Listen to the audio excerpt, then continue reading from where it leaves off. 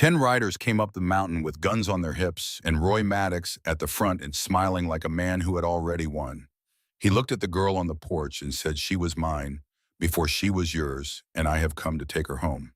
Clara stepped past her husband, past his rifle, past every man who had ever tried to decide her life for her. She stood on the top step where the whole mountain could hear her, and she said one word: no. But before she was the woman who said no to the most powerful man in Montana Territory, she was a 20-year-old girl in a faded blue dress, shaking in a little white church being handed over to three strangers to pay her father's gambling debts. This is how it started. 10 riders came up the trail with guns on their hips, and Roy Maddox at the front smiling like a man who had already won. He looked at the girl on the porch and said, "She was mine before she was yours, and I have come to take her home." Clara stepped past her husband, past his rifle, past every man who had ever tried to decide her life for her, and she stood on the top step where the whole mountain could hear her, and she said one word: no. But before she was the woman who said no to the most powerful man in Montana Territory, she was a 20-year-old girl in a navy blue dress shaking in a church being sold to three strangers to pay her father's gambling debts. This is how it started. The whole town of Silver Creek crowded into the little white church on the hill to watch what every soul in that valley called an auction instead of a wedding. The wooden pews groaned under the weight of cattle hands and miners, women in Sunday dresses, gone gray at the seams, and rough men who smelled of sweat and cheap whiskey and the long dust of the plains. Nobody came to celebrate. They came to see with their own eyes the three mountain men everyone in Montana Territory feared, and the unlucky girl being handed over to them like a payment owed on a losing hand of cards. Clara Whitfield stood at the front of the church in a navy blue traveling dress that had once belonged to her mother. The fabric was faded along the cuffs, and the hem had been mended twice, but it was the finest thing she owned. And on this October morning in the year 1873, it was the only piece of her mother she had left to wear into the rest of her life. Her hands shook so badly she had to clutch a small bouquet of dried wildflowers just to keep them still. She was 20 years old with honey blonde hair pinned in a modest knot at the nape of her neck, and soft tendrils escaping around her temples and cornflower blue eyes that had spent 2 decades trying to find the good in people, even when the world gave her precious little reason to keep looking. Today, those eyes stared straight ahead at the rough wooden cross nailed above the altar. She did not dare let her gaze drift sideways. She did not dare look at the three men standing at the end of the aisle behind her, the three men who had ridden down out of the Bitterroot Mountains to claim her, for reasons she still did not fully understand. The preacher cleared his throat. His voice wobbled when he began. "Dearly beloved," he said, "we are gathered here today in the sight of God to join this man and this woman in holy matrimony." A ripple moved through the pews like wind across wheat. Clara felt the weight of 100 pairs of eyes pressing against her back. She could almost hear the whispers sliding between the benches. Poor Whitfield girl sold to the Coulter brothers to cover her no-good father's markers. Ain't right. Ain't natural, 3 of them up on that mountain, and her just a slip of a thing. Near the back of the church, her father Harlan Whitfield stood with his hat twisted in his hands. Clara could not see him from where she stood, but she had seen his face on the walk up the church steps, and the memory of it had lodged itself somewhere between her heart and her throat. His eyes had not been downcast with shame the way a father's eyes ought to be on a day like this. They had been bright with something else, something worse. Relief. The gambling debts were cleared. The little ranch at the edge of town would not be taken by the bank or by anyone else. Tonight, Harlan Whitfield would sleep easy in his own bed while his only daughter walked out of this church on the arm of a stranger and disappeared into 100 miles of wilderness. Clara swallowed hard. The inside of her mouth tasted like gunpowder and dust. The preacher turned toward her. "Clara Whitfield," he said, "do you take Silas Coulter to be your lawfully wedded husband, to have and to hold in sickness and in health for richer or for poorer, till death do you part?" The church went so quiet Clara could hear her own pulse drumming behind her eyes. For one wild, reckless second, she thought about running. She pictured herself bolting down the aisle past her father's startled face through the double doors out into the cold October wind. She saw the road leading out of Silver Creek in her mind, yellow grass bending sideways, thin clouds pulling apart against the sky. But where would she go? Her mother lay buried on the little hill behind the Whitfield place under a wooden cross that Clara herself had carved when she was 12 years old, and did not yet know how to carry grief like a grown woman. Her 2 younger brothers needed to eat. Weston was 14, thin as a fence post, trying to be a man 3 years too soon. Birch was only 11 and still cried sometimes in his sleep for their mother. There was no place in this harsh country for a girl who ran. Clara lifted her chin. Her voice came out small but steady. I do. A low murmur rolled through the pews, the sound a crowd makes when something it expected to see does not quite happen the way the rumors promised. Then the preacher turned to her right toward the man she was marrying. Silas Coulter, he said, do you take Clara Whitfield to be your lawfully wedded wife? Clara finally let herself look. Just a glance, just enough to see. He was not what she had been expecting. She had heard the stories her whole life whispered around cook fires and passed between travelers on the stagecoach road. Silas Coulter, the mountain man who had killed 3 men in a mining camp brawl.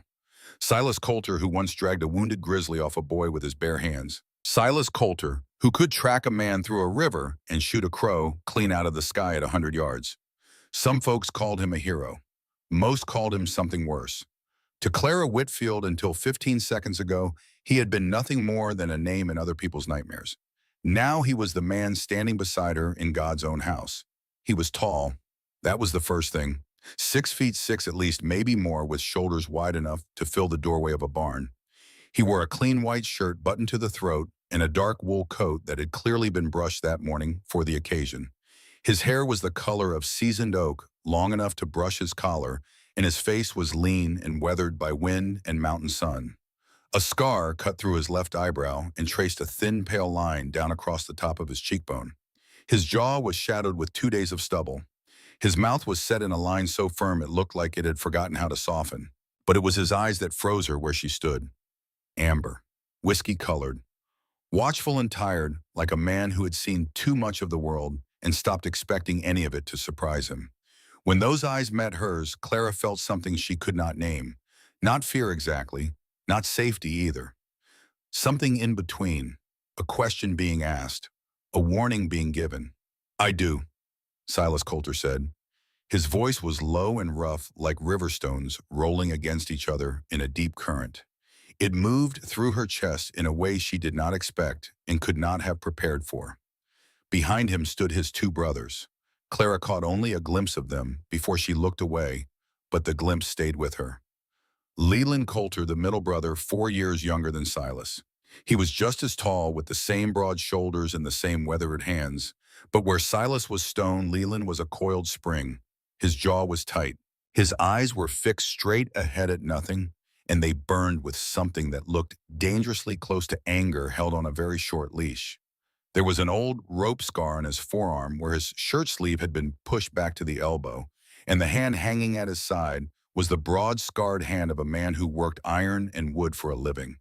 The youngest brother was Emmett, 25 years old, a full 7 years younger than Silas, and softer in a way his older brothers were not. His hair was a lighter shade, almost the color of winter wheat, and his amber eyes held more warmth than his brother's eyes seemed to know how to hold. He was looking down at the brim of the hat he held in front of him, and when Clara's glance found him for half a second, he looked up and gave her the smallest nod. It was barely a movement, but it was the first kind thing that had been directed at her since she entered the church. The preacher hurried through the final words. His hands trembled as he closed his Bible. By the power vested in me by the territory of Montana and in the sight of Almighty God, he said, I now pronounce you man and wife. Silas, you may kiss the bride. Clara's breath caught in her throat so sharply it hurt. She had not thought past this moment. She had not let herself think about his mouth on hers or his hands touching her or any of the 1,000 small, terrifying intimacies that waited on the other side of this sentence. Panic rose fast and cold. Silas stepped closer. She smelled pine smoke on him and leather and the clean sharpness of mountain air that clung to his coat like a second skin. His hand lifted, and she flinched before she could stop herself. Somewhere in the pews behind her, a woman gasped softly. A miner near the back made a low sound that might have been a snicker. For a long moment, Silas Coulter just stood there looking down at her. His amber eyes searched her face the way a man reads a map in a storm trying to find the one path that does not lead off a cliff. Then instead of taking her mouth the way any man in this territory had every right to do, on his wedding day, Silas Coulter bent his head slowly and pressed his lips to her forehead. It was the lightest touch, lighter than a breath, lighter than a prayer. The whole church made a sound like a hell breath being released all at once. "Let us get you out of here," he murmured so low that only she could hear it. They walked back down the aisle together. Her left hand rested on his right arm, the way a bride's hand was supposed to rest on her husband's arm, but she could feel the bunched muscle underneath his coat sleeve, and it made her fingers tingle in a way that had nothing to do with fear and everything to do with something she did not have a name for yet. The townsfolk parted around them like water around a stone. Some stared openly. Some whispered to one another behind their Sunday hats. A few looked confused the way people look when a story they thought they knew by heart ends in a way they were not prepared for. That kiss on the forehead had not been the kiss of a man claiming a prize. It had been something else entirely, something nobody in Silver Creek quite knew how to make sense of. Outside the church, the sky hung heavy and gray over the valley. The wind cut sharp enough to raise color in Clara's cheeks.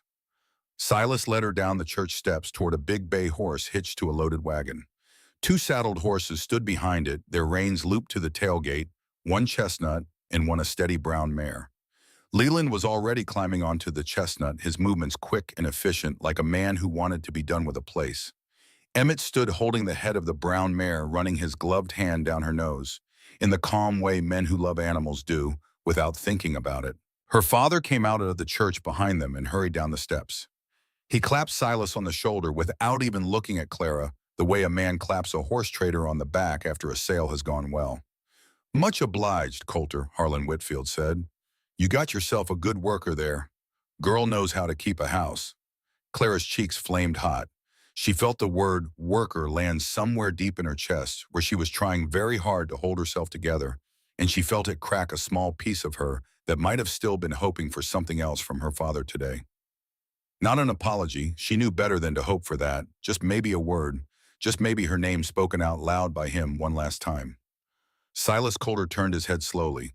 When he spoke, his voice had gone flat and cold as river ice in January. "She is not a worker," he said. "She is my wife." Then, with a glance that included his two brothers standing quiet nearby, he added one more sentence for the benefit of anyone in Silver Creek who might still be listening. "And she is under our protection." Harlan Whitfield's easy smile fell off his face like a loose shingle in a windstorm. He opened his mouth as if to say something, and then closed it again. He looked down at his hat. He looked anywhere except at his daughter. Clara felt a strange jolt move through her body at the word wife. She had expected Silas to avoid it. She had expected him to call her something practical, something transactional, something that matched the way everybody else in this valley talked about her, as though she were a piece of furniture being moved from one house to another. But he had said wife, and he had said it in front of her father, and he had said it loud enough for the whole churchyard to hear. In the wedding ceremony, the word had been a formality, a thing the preacher made them say to make the paperwork real. Out here in the wind, said by him, and it sounded like something else. It sounded like a door being closed. It sounded like a promise being nailed to a wall. Silas helped her up onto the wagon seat. His large hands were careful at her waist there, and gone again before she could even register the shape of them. He climbed up beside her and took the reins. Leland touched his horse into a walk and moved up ahead of them to lead the way. Emmett swung into his saddle and fell in behind the wagon, his eyes scanning the edges of the road out of old habit, as if a man on a mountain learned young to always be watching something. Clara did not look back at her father. She did not trust herself to look back at him without breaking, and she was not going to break. Not here. Not in front of this town, not in front of these men. The wagon rolled out of Silver Creek and turned north toward the mountains. They rode for a long time in silence. The town shrank behind them and then disappeared entirely as the road began its long, slow climb into the foothills. The yellow grass rolled away on both sides in waves. A hawk floated somewhere high against the gray.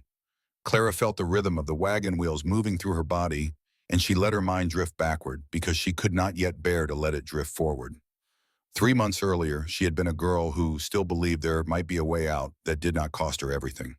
Her mother had been dead for 8 years by then. Eliza Whitfield had been a schoolteacher once before she married Harlan and came west with him in a covered wagon full of hopes that had not aged well. She had taught Clara to read and write and do sums. She had taught Clara to press wild flowers between the pages of a heavy Bible, to sew a neat seam to tell the weather by the shape of the clouds over the bitterroots. She had taught Clara that a woman with a quiet dignity could walk through almost any kind of hardship without losing herself. And then one spring she had caught a fever nursing a neighbor's sick child, and within a week she had been laid under the ground on the little hill behind the house, and Clara had been 12 years old and suddenly the woman of the family. Harlan Whitfield had been a decent enough man before Eliza died. Not a strong man, not a particularly clever one, but decent. He had worked a little ranch and he had loved his wife, and he had fumbled his way through fatherhood the best he knew how. After Eliza was gone, he had gone to the saloon for comfort, and the saloon had offered him whiskey and card games in the company of other men whose lives had also slipped somewhere out of their hands. 8 years of that kind of comfort had hollowed him out. 8 years of losing hands of cards and drinking away the losses had put him deeper and deeper in debt to the one man in Silver Creek who always seemed to own the other end of every bad bet. Roy Maddox.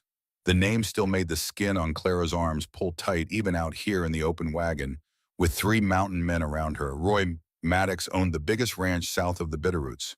He owned the mercantile by proxy, and the bank by leverage, and half the note papers in every drawer in Silver Creek by patient calculation. He was 50 years old, thin and well-dressed, in a way that looked like something learned, rather than born with pale gray eyes that never seemed to warm up no matter what his mouth was doing. He rarely raised his voice. He rarely made threats out loud. He did not need to. Men who owed Roy Maddox money usually found themselves doing whatever he asked of them sooner or later, and the ones who refused usually found their barns burning, or their cattle sick, or their sons run off the range by men no one could ever quite identify afterward. 3 months before the wedding, Clara had walked into the barn at dusk to fetch a pail and had heard voices on the other side of the stalls, her father's voice, and another voice, a voice she knew. "I am tired of carrying your markers," Harlan Roy Maddox was saying in his soft, even way. "I have been patient. I have been more than patient. But a man's patience is not an infinite well, and yours has run mine dry." "I will get it," her father said. His voice cracked on the words. "Just another month, Roy. Just give me another month." "I am prepared to forgive the entire debt," Maddox said. "Every penny, the markers, the interest, the back notes on the ranch, all of it. Tonight." Clara had pressed her back against the rough wood of the stall and held very still. "I do not understand," her father said. "I want the girl," Maddox said. Clara had stopped breathing. "Not as a wife," Maddox continued in that same calm voice, as if they were discussing the price of a bushel of wheat. "I have no interest in preachers or paperwork. I just want her in my house. She will be taken care of. She will have dresses and food and a roof. She will have whatever she needs. All you have to do is tell her to come, and the markers burn tonight. Your ranch stays yours. Your boys stay fed.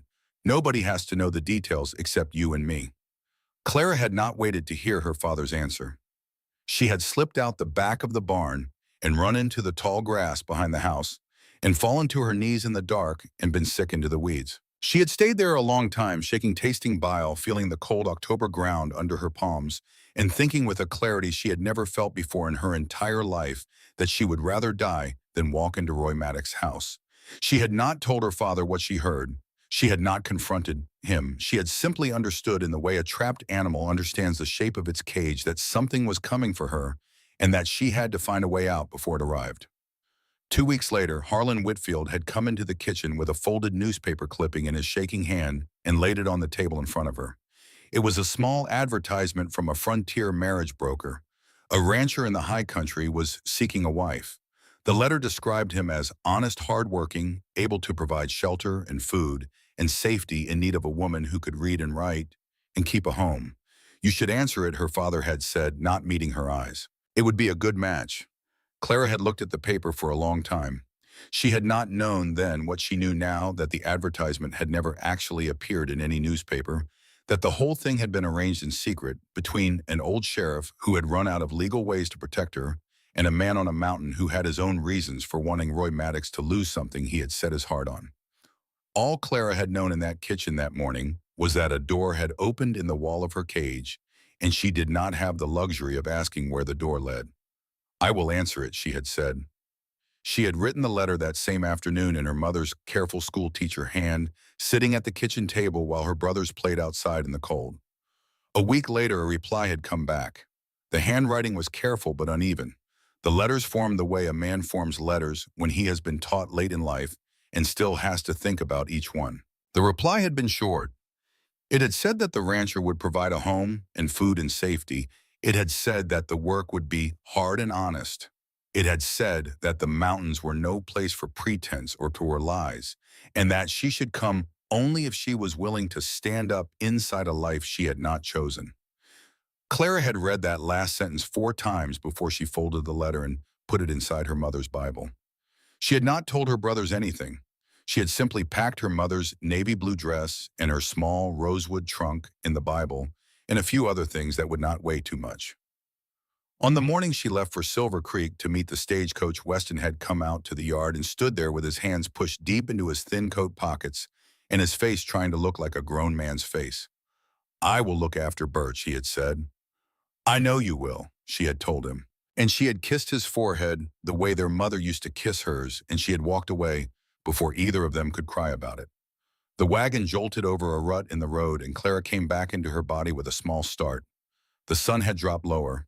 The foothills had risen on both sides of them now, and the road had narrowed into a track carved between tall pines that filled the air with the clean, sharp smell of ribbon. Leland was still riding point at about 50 yards ahead. Emmett was still behind them somewhere, his horse moving at an easy walk. Silas sat beside her on the wagon seat with the reins light in his large hands, and his eyes on the road the way a man watches a trail that has taught him to never stop watching.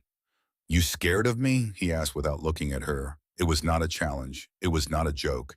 It was a simple, honest question asked in his low river stone voice. Clara swallowed and looked down at her hands twisted together in her lap. "I do not know you," she said, "but I know what people say."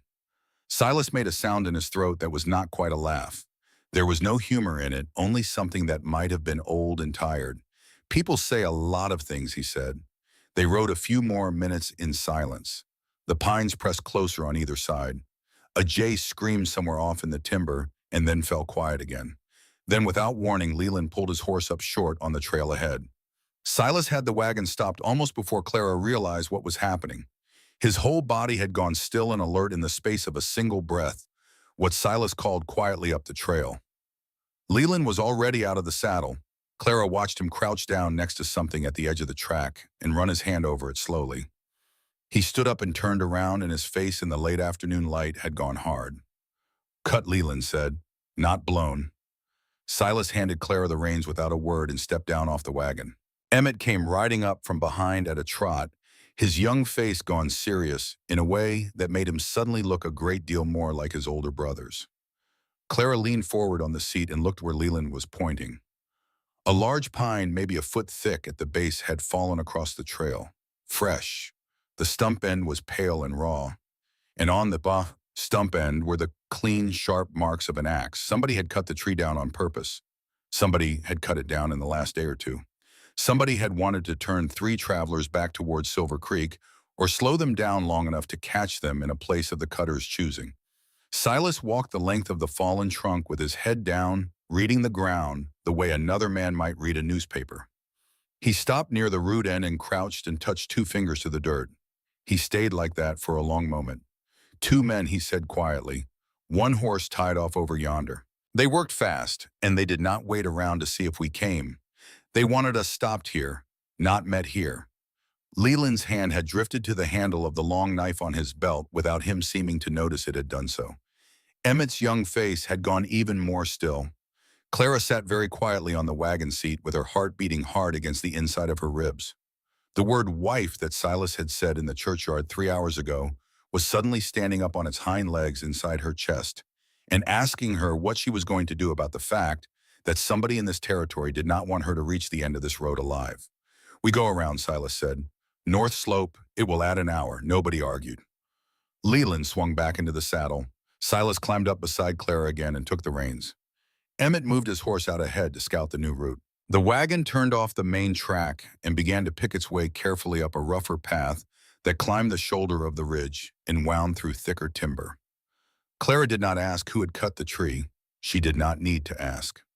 Somewhere in the back of her mind, the pale gray eyes of Roy Maddox were watching her from a place she thought she had left behind in Silver Creek, and she understood now with a cold, certain kind of knowledge that she had not left anything behind at all. She had only moved her body. The shadow was coming with her. The sun dipped low over the western peaks. The air grew sharp and thin. Clara pulled her mother's blue coat tighter around her shoulders and watched her breath make small clouds in front of her face. The trail climbed. The pines thickened. And somewhere ahead, through a last break in the trees, she caught her first sight of the place that was going to become her whole world. The cabin sat snug against a rock outcrop on a high shoulder of the mountain. It was not what she had pictured. It was larger than she had imagined, three cabins in truth built side by side and joined together with covered walkways. The whole thing put together out of seasoned logs darkened by weather and time. Smoke curled up from a stone chimney on the largest of the three. A small corral stood off to one side with 3 or 4 horses moving slow in the dusk. A pair of milk cows lifted their heads from a feeding trough as the wagon came into view. Somewhere behind the cabins, a stream ran cold and clear down the mountain, and you could hear it even from here. It was lonely, it was rough, but it was not unkind. Somebody up here had been taking care of the place the way a man takes care of something he intends to keep. Silas pulled the wagon to a stop at the edge of the yard and set the brake and looped the reins. He did not get down right away. He sat there for a moment with his big hands resting on his thighs, looking out at the cabin as if he were seeing it through her eyes for the first time and was not sure he liked the view. Clara, he said. It was the first time he had said her name out loud. Not Miss Whitfield, not my wife, just Clara, the way her mother used to say it, low and steady and careful. She turned her face toward him. The last of the daylight was catching in his amber eyes and turning the scar on his eyebrow into a thin, pale line of silver. There is something you need to understand, he said, about this arrangement before you walk through that door. Clara's hands tightened on the fabric of her dress. The marriage is legal between you and me, Silas said. The paper we signed in that church is real. In the eyes of the law and in the eyes of any judge in Montana Territory, you are my wife and I am your husband. Nobody can undo that without your say-so. He paused. He seemed to be picking his way through his next sentence, the way he had picked his way through the rough track up the mountain, careful of every step. But you are not just coming to live with one man, he said. I have 2 brothers. We built this place together. We worked this land together. We lived together, the 3 of us, the way we have lived since our youngest brother died and we came up into this high country. And when the letter came from the sheriff about you, we talked about it at that table in there, and we all 3 agreed together that we would come down and do what needed to be done. Clara felt the blood drain slowly out of her face.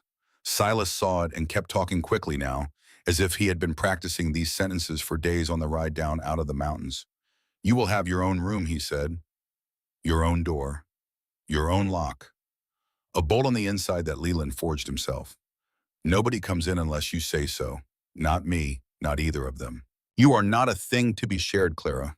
You are not a prize. You are here because this was the only way to keep you out of the hands of the man who meant to have you, and because none of us could stomach the idea of what would have happened to you if we had said no. That is the beginning and the end of it. I need you to understand that before you walk through that door, because once you walk through it, I do not ever want you to be afraid inside it. Clara sat very still on the wagon seat. Leland had dismounted over by the corral and was pretending to be busy with his horse's cinched strap in a way that was clearly designed to give them privacy without actually going anywhere. Emmett was a little way off his back, turned his young shoulders set in a way that said he was trying very hard not to look like he was listening, and was failing at it because he had never been any good at pretending. Clara looked at the cabin. The smoke from the chimney climbed straight up into the darkening sky.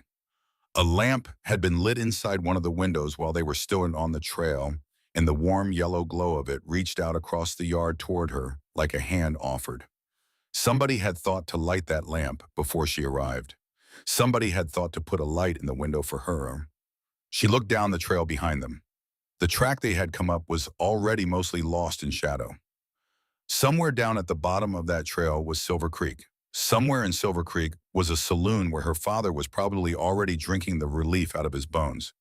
And somewhere just past Silver Creek was a ranch house where a man with pale gray eyes was waiting to hear the news of what happened up on a mountain road, where a tree had been cut down across a trail.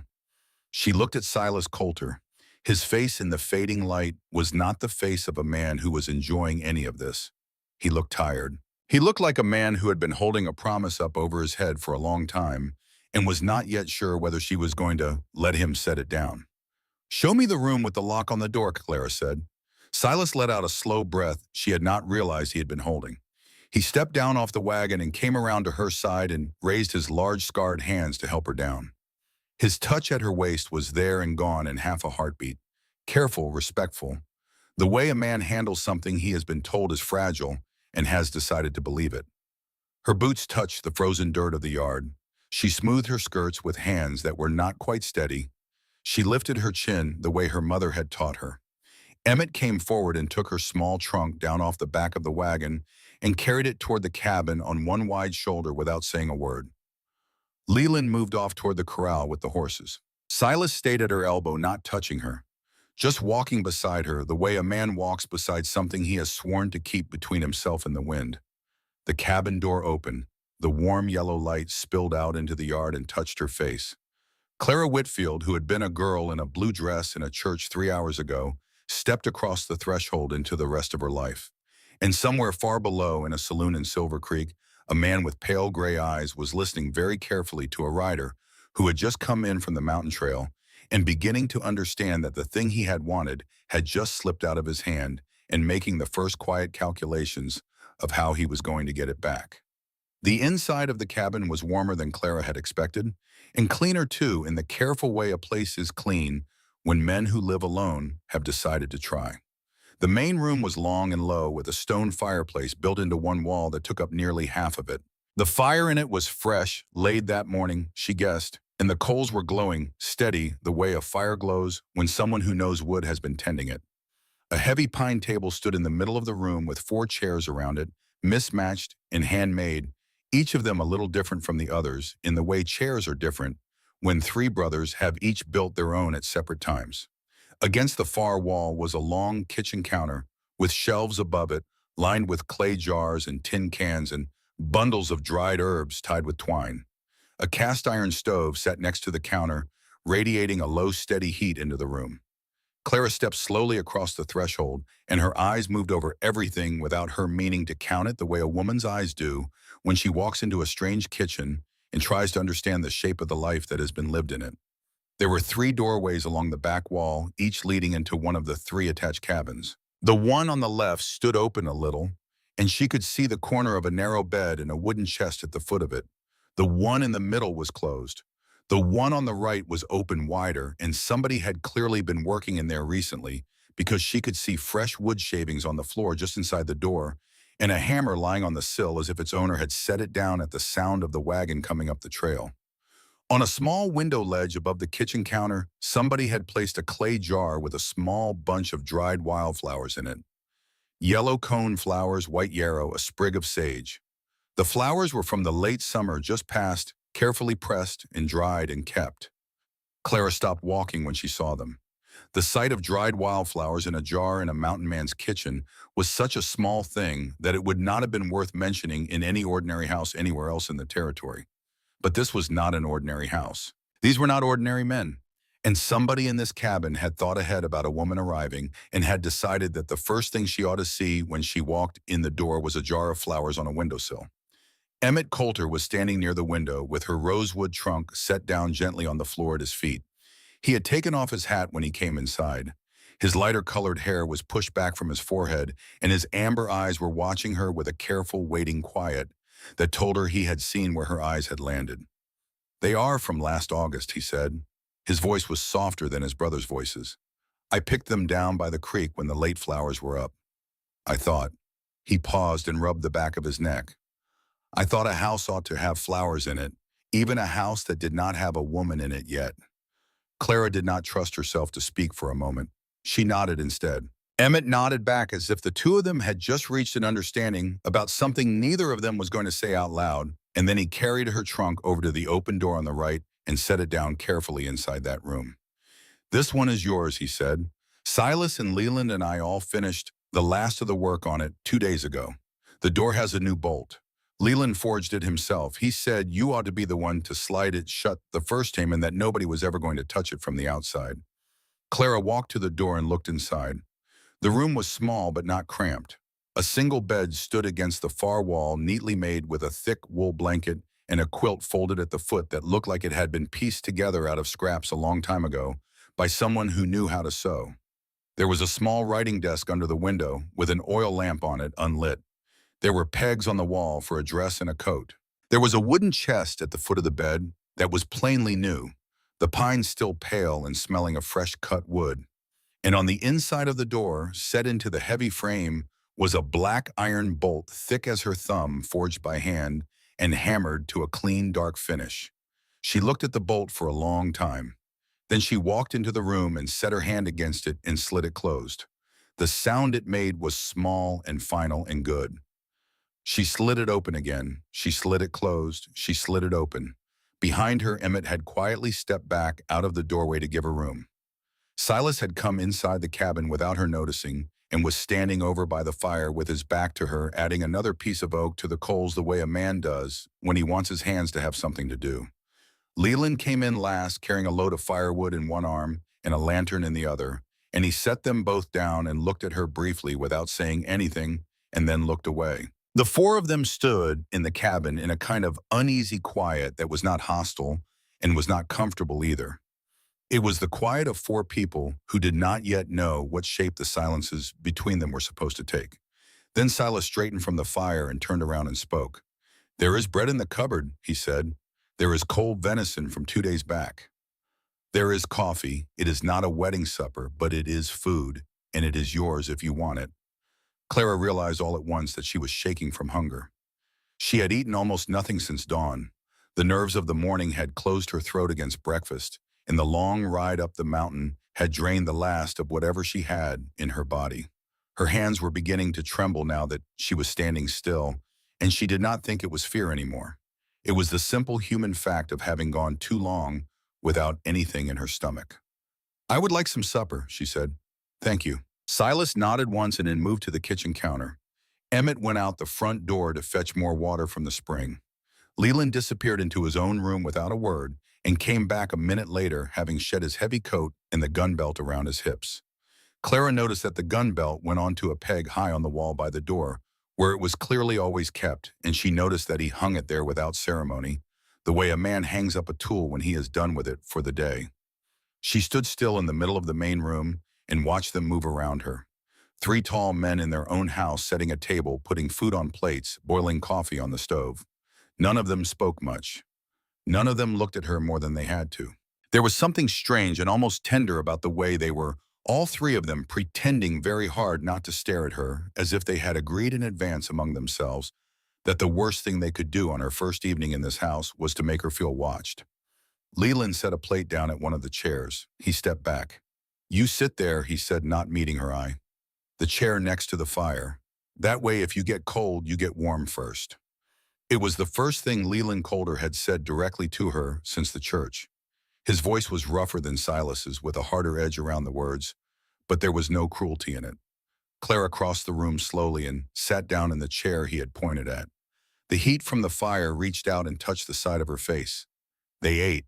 The venison was tough, but good, smoked somewhere in these mountains by somebody who knew what he was doing.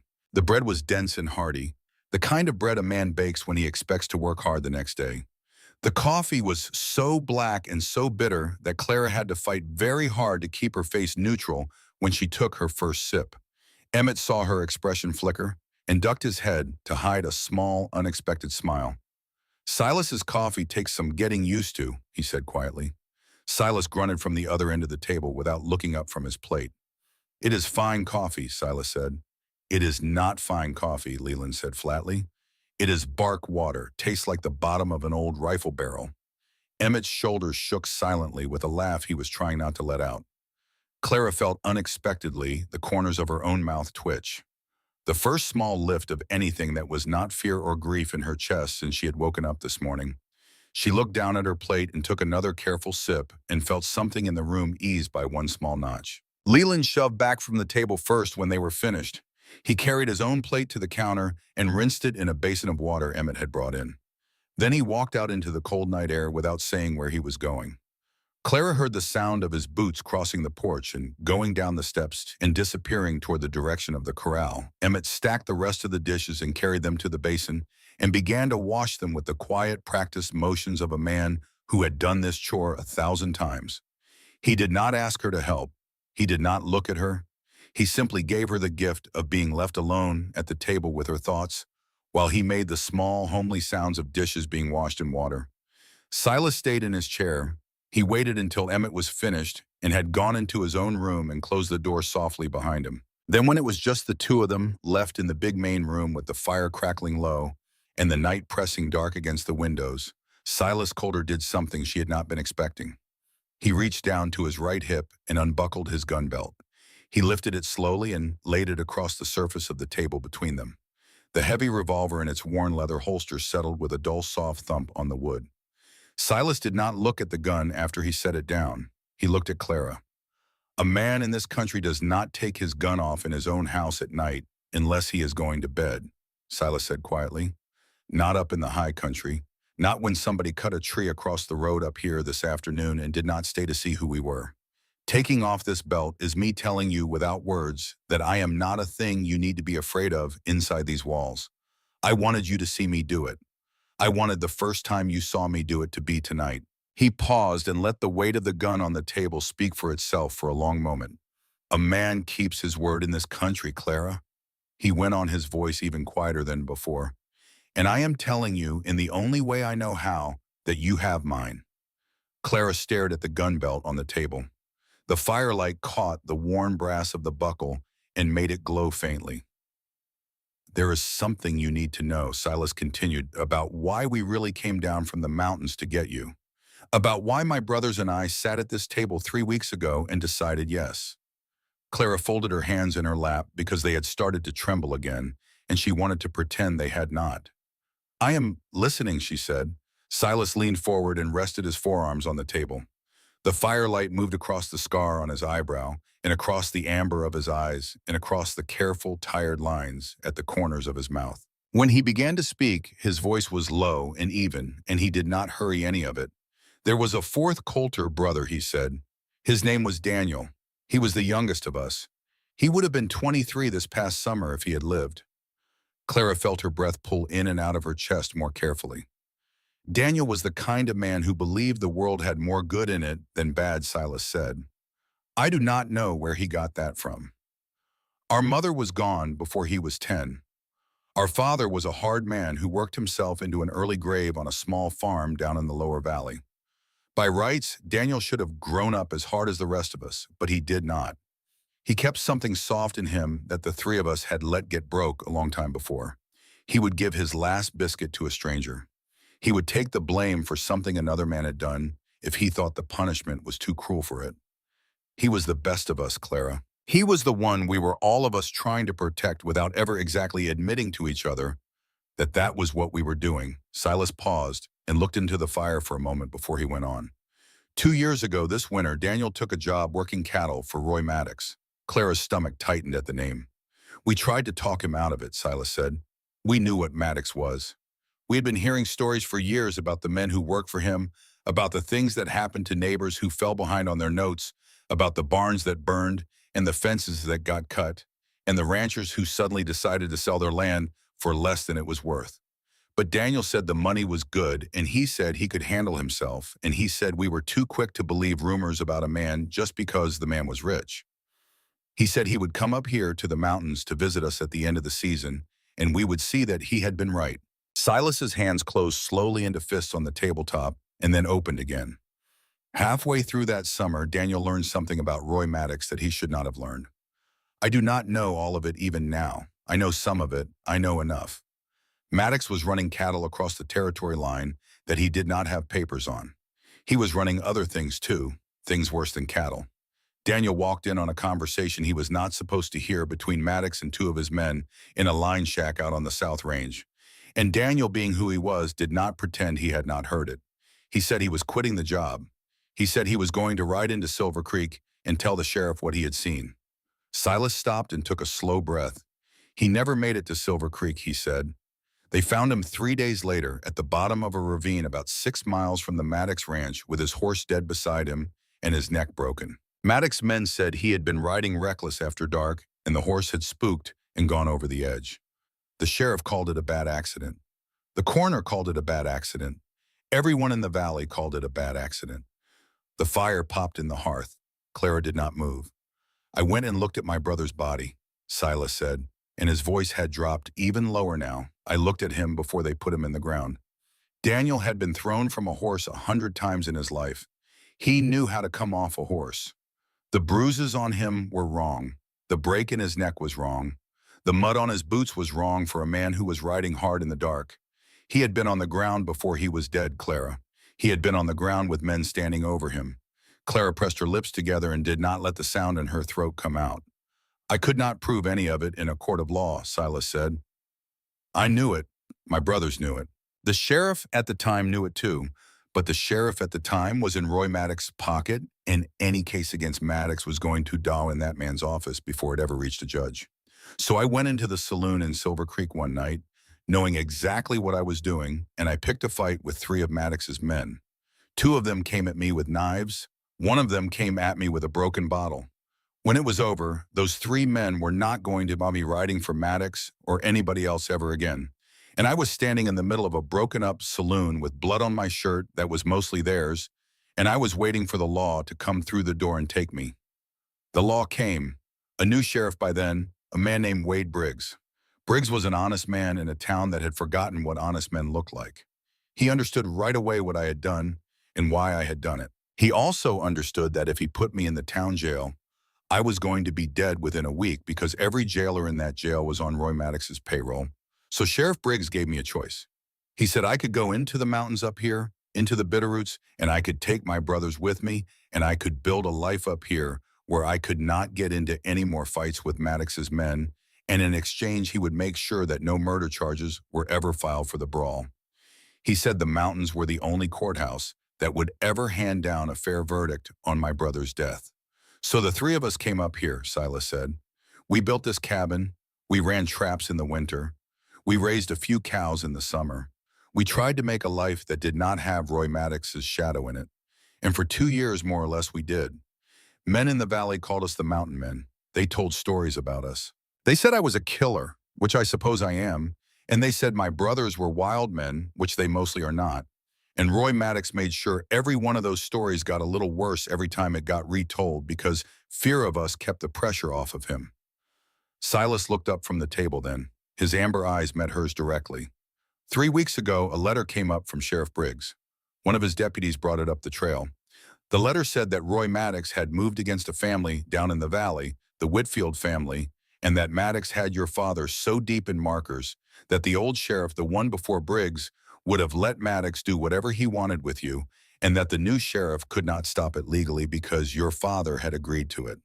The letter said there was a girl about the same age my brother Daniel had been when he died. The letter said this girl needed a door that Roy Maddox could not open, and that Briggs did not know any door strong enough except the door of this cabin, and the name on the marriage license of a man Maddox was already half afraid of. Clara's throat had closed up. She was not crying. She was holding on to herself with both hands and refusing to cry because she was afraid that if she started now, she would not be able to stop. I read that letter by the light of this fire, Silas said, with my 2 brothers standing right over there by the door. I read it twice. Then I set it down on this table, and I said to Leland and Emmett, if somebody had built a door like that for Daniel, he would still be here. And neither of my brothers said anything for a long time. And then Leland said, then we build the door. And then Emmett said, when do we leave? Silas paused. His mouth worked for a moment, as if the next sentence was hard to get past his teeth. I did not come down off that mountain for revenge against Roy Maddox, he said. I want you to know that. I came down off that mountain because I could not save my brother, and the sheriff's letter was offering me a chance to save somebody else instead. That is the whole of it, Clara. That is the only reason any of this is happening. You were not bought. You were not sold. You were not taken. You were pulled out from under a man who thought he already owned you, and the only legal way to pull you out was to put my name on a marriage license next to yours. He stopped. The fire crackled in the hearth. Outside the cabin, the wind moved through the pines with a sound like a long, slow breath. Somewhere in the yard, Leland was moving around near the corral. His footsteps the faint scuff of boots on frozen dirt. Clara sat very still in her chair and looked at the gun belt lying between them on the table. She looked at the dried wildflowers in the jar on the windowsill. She looked at the bolt on the door of the room that was now hers. She looked at Silas Coulter's amber eyes across the firelight, tired and steady, and asking nothing from her except that she believed what he had just told her. "Why are you telling me all of this?" she said quietly. "Tonight, the first night. Because you did not choose this," Silas said. "You did not get to choose any of it, not the marriage and not the trail up here and not the three of us sitting at this table. The least I could give you in place of a choice is the truth. A woman who is going to live in a house ought to know who built it and why." Clara looked down at her hands. "I was afraid," she said, "from the minute the preacher started talking this morning. I was afraid. I was afraid of you. I was afraid of what the church was whispering. I was afraid of what was going to happen tonight. I was afraid of my own father for telling me I ought to be grateful." Her voice cracked just a little on the last word. "I am still afraid," she said. "I would be a liar if I sat at your table and told you I was not still afraid. But I am less afraid now than I was when I sat down in this chair." Silas nodded slowly. "That is enough for tonight," he said. "Less afraid than when you sat down is plenty for one day." He stood up from the table. He did not reach for the gun belt right away. He let it stay lying there on the wood between them, a choice she could see. "There are clean blankets in the chest at the foot of your bed," he said. "There is fresh water in the pitcher on the washstand. Emmett will have the stove stoked before he goes to his own room, so the cabin will stay warm through the night. If you need anything, my room is the one in the middle. Leland's is the one on the left. You do not ever have to knock. You can just open your door and call out, and one of us will hear you. And you can slide that bolt whenever you want. It is for you, not against us." Clara stood up too. Her legs felt strange under her, as if they belonged to somebody else. "Thank you," she said. Silas inclined his head. Then, moving slowly and deliberately, he reached across the table and took up the gun belt and carried it over to the peg by the door and hung it there next to Leland's. He did not put it back on. He let her see that he was leaving it off for the rest of the night. "Good night, Clara," he said. "Good night, Silas," she answered. She walked into her new room and closed the door. She stood in the middle of the small space for a long moment, with her eyes closed and her hands pressed flat against the rough wood of the door behind her, feeling the whole shape of the day move through her body all at once. The church, the faces in the pews, the word worker in her father's mouth, the word wife in Silas's, the axe-cut tree across the trail, the yellow glow of a lamp in the window of a cabin she had never seen before tonight, the jar of dried wildflowers, the black iron bolt, the gun belt being unbuckled and laid on the table between them. The name Daniel spoken for the first time by a man who clearly did not say it often. She reached up and slid the bolt closed. Then, because she did not fully know why she was doing it, she slid it back open again and then closed again. She stood there with her palm against the bolt, listening to the cabin around her settling into its nighttime sounds.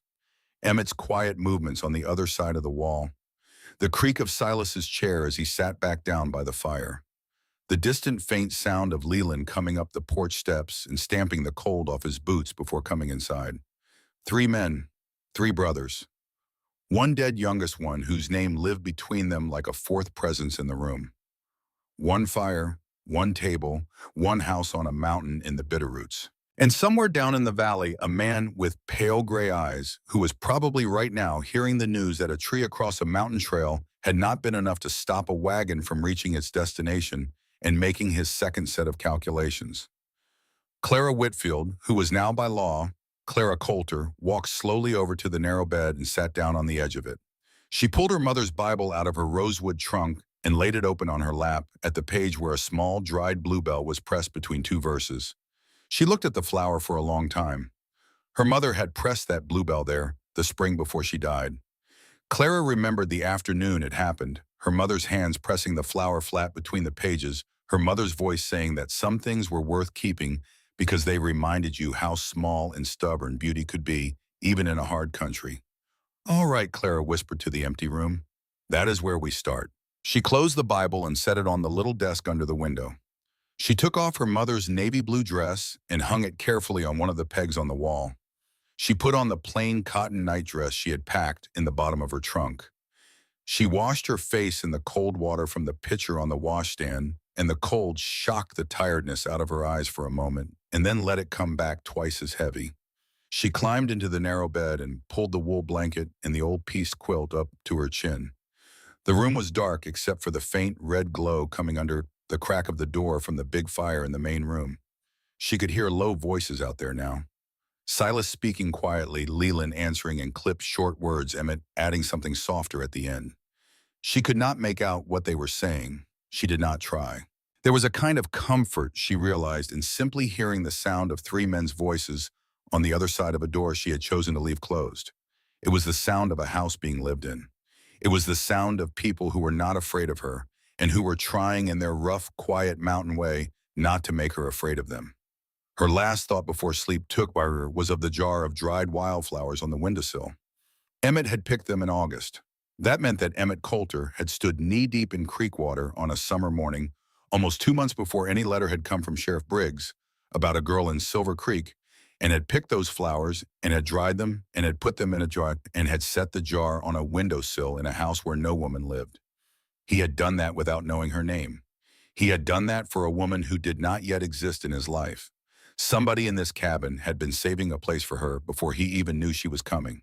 Clara turned her face against the rough pillow and let one slow tear slide sideways down into her hair, and then her breath finally evened out, and the long, terrible day released its grip on her, and she slept.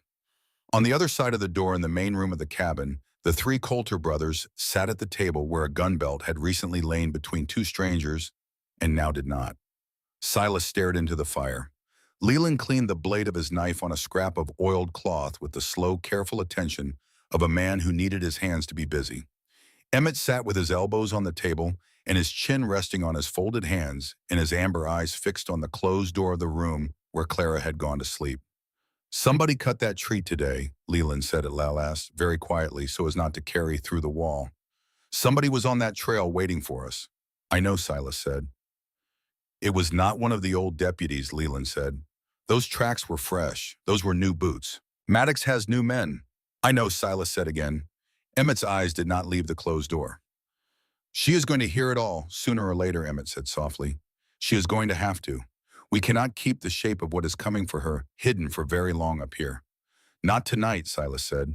"Tonight she gets to sleep in a room with a lock on the door and not know anything more than she already knows. Tomorrow is soon enough for the rest of it." Leland folded his cleaning cloth in half and then in half again. He set the knife down on the table beside it. "Silas," he said, "I will tell you right now what I could not say in front of her in the yard. I do not like that she is up here. I do not like any of it. Not because of her. She seems like a good woman and she held herself together today better than most men I know would have. I do not like it because of what we are about to bring down on this cabin. Maddox is not going to let this go. You know that. We all three of us know that. We brought a lamb into wolf country and we put our name on the deed to her and the wolves are already moving." Silas did not answer for a long time. The fire cracked and settled. Then he said very quietly, "We were wolves ourselves once, or close enough to it that it did not matter. Maybe we are about to find out if we remember how to be something else." Outside, the wind moved through the pines. Inside, three brothers sat at a table in a cabin on a mountain, with a sleeping woman on the other side of a bolted door, and the night closed its long, cold hand around all of them. And somewhere far below in the darkness of the valley, Roy Maddox poured himself a second glass of whiskey in his quiet study and began to write a letter to a man in Helena about a matter that needed, as he would put it in his careful, even hand, a firmer kind of attention. Clara woke before sunrise to the sound of an axe splitting wood somewhere outside the cabin. The sound came in a steady rhythm through the log walls.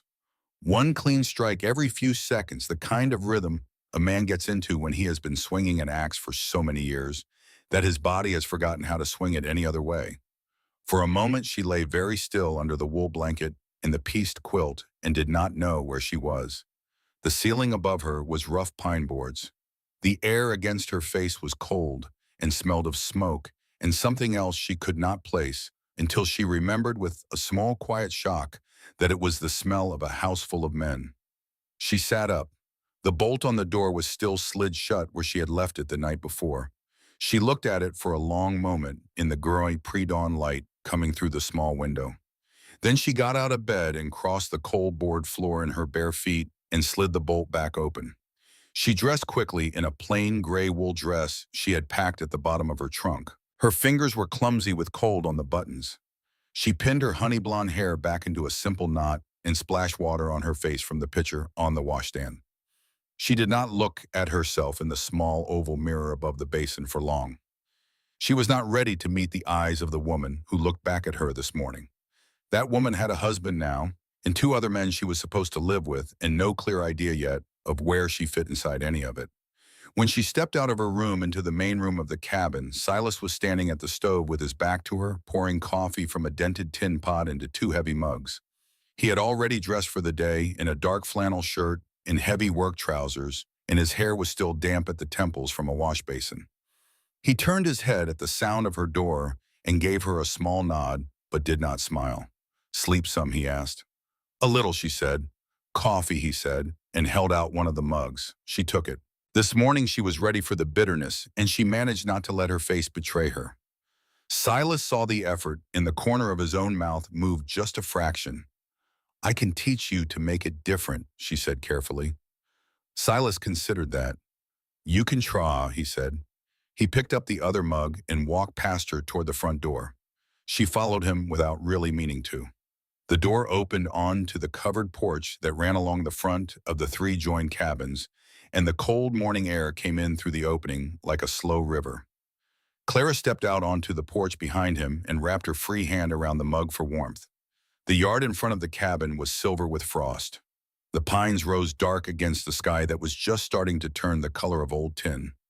Down near the wood pile off to the left, Leland Coulter was the source of the steady axe rhythm she had heard from bed. He had his sleeves rolled to the elbows despite the cold, and his breath was coming out in heavy white plumes with each stroke. He did not look up when she came outside. She had the feeling he knew she was there and was choosing not to look up the way a man who has not figured out what to say to a woman will sometimes pretend to be too busy to have to say anything at all. Farther off beyond the corral, Emmett was leading one of the horses out into the open for its morning feed. He spotted her on the porch and lifted one gloved hand in a small, quiet wave. Clara lifted hers back. Silas stood beside her at the edge of the porch and drank his coffee and said nothing for a while. He seemed to be giving her a few minutes to look the place over in daylight, the way a man gives a stranger time to take the measure of a room before he starts talking business in it. "This is what we have," he said at last. Clara let her eyes travel. There was the wood pile and the corral and the low, sturdy shape of a small barn beyond that, and a spring house built over the place where the mountain water came up out of the rocks. There was a kitchen garden, fenced against deer, mostly dead now for the season, but neatly tended. There was a smokehouse. There was a root cellar dug into the hillside with a heavy plank door. Everything was practical. Everything was placed where a man would place it who had thought about where the wind came from and where the snow would drift and where the animals would walk. "It is more than I expected," Clara said honestly. Silas nodded slowly. "We had to build it fast when we first came up here," he said. "The first winter nearly took us. Leland almost lost 2 fingers to frost. Emmett was sick with a fever for 3 weeks, and we thought we would have to bury another brother. The second year, we built better. The third year, we built better than that. This is the 4th year. The cabin is finally the way we wanted it to be." He paused. "The room you slept in last night," he said, "that was built this summer. We did not know yet that there was going to be a girl in it. Leland kept saying we did not need a 4th room. Emmett kept insisting we did. I could not decide. We built it anyway because Emmett was stubborn about it. I think he was building it for his own wife someday, or for nobody at all, or for a guest who might come through and need a place to sleep. None of us said the word you out loud. None of us knew your name yet, but that room was waiting for you before the letter from the sheriff ever came." Clara looked down into her coffee mug for a moment so that her face would not give her away. "Why are you telling me this?" she asked. "Because you did not know," Silas said simply, "and because I think a woman ought to know that she was being built a room before anyone in the house had the right to expect her." The axe rhythm from the woodpile stopped. Leland had heard their voices. He set the axe down on a stump and walked across the frosty yard toward the porch, wiping his forehead with the back of his forearm. He stopped at the bottom of the porch steps and looked up at Clara, and for the first time since the church the day before, he looked at her directly instead of around her. "Morning," he said. "Good morning," she said. "There is work to do today," Leland said flatly, "and I figure you would rather be put to work than sat in a chair and looked at. Is that right?" Clara felt something in her chest that had been wound tight all night loosened by one more small notch. It was the first sentence Leland Coulter had said to her that was not about arrangements or logistics. It was a sentence about her and about what he thought she might want, and it landed on the porch between them like a small offered thing. "That is right," she said. "Good," Leland said. "Then come on. I will show you where everything is, and you can tell me what you can do and what you cannot do, and we will figure out how this house runs with a fourth person in it." Clara set her mug down on the porch rail and stepped down into the yard. Silas stayed where he was and watched them go. Leland did not offer her his arm the way a man in town might have. He just walked, and she walked beside him, and the frost crunched under both of their boots. The tour took most of the early morning. Leland showed her the spring house and the smoke house and the root cellar, where jars of preserved vegetables and cured meat and barrels of apples sat in the cold dark like sleeping treasure. He showed her the barn where the milk cows and the 4 saddle horses and a pair of draft horses lived, and he showed her the feed loft and the tack room. He showed her the garden plot and the little shed where Silas kept his traps and skins in the winter. He showed her the wood pile and the log where the kindling was split and the place behind the cabin where the rain barrel stood. He did not chatter. He did not explain more than he had to, but every time she asked a question, he answered it fully, and every time she volunteered that she knew how to do something, he nodded once and added it to the mental list he was clearly keeping. By the time they came back around to the front of the cabin, he had stopped walking half a step in front of her and started walking beside her. "You can cook," he said, more a statement than a question. "Yes." "Keep house." "Yes." "Wash and mend." "Yes." "Read and write." "Yes." "Bandage a cut." "Birth a calf." "Shoot a rifle at a rabbit at 40 paces." Clara hesitated. "I can bandage a cut," she said. "I have never birthed a calf, but my mother helped the neighbors twice and I watched. I have fired a rifle at tin cans. I have never shot anything that was alive." Leland nodded once. "That will change," he said. "Not today, but it will change. A woman in these mountains who cannot hit a rabbit at 40 paces is a woman who will go hungry at least once in her life, and I would rather you not have to go hungry to learn the lesson.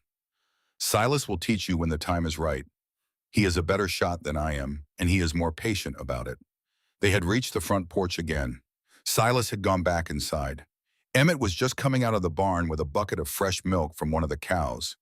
He saw Clara and his face lit up in a way that made him look suddenly much younger than 25. "I was hoping you would come down to the barn this morning," Emmett said. "The brown mare you rode in behind yesterday is named Juniper.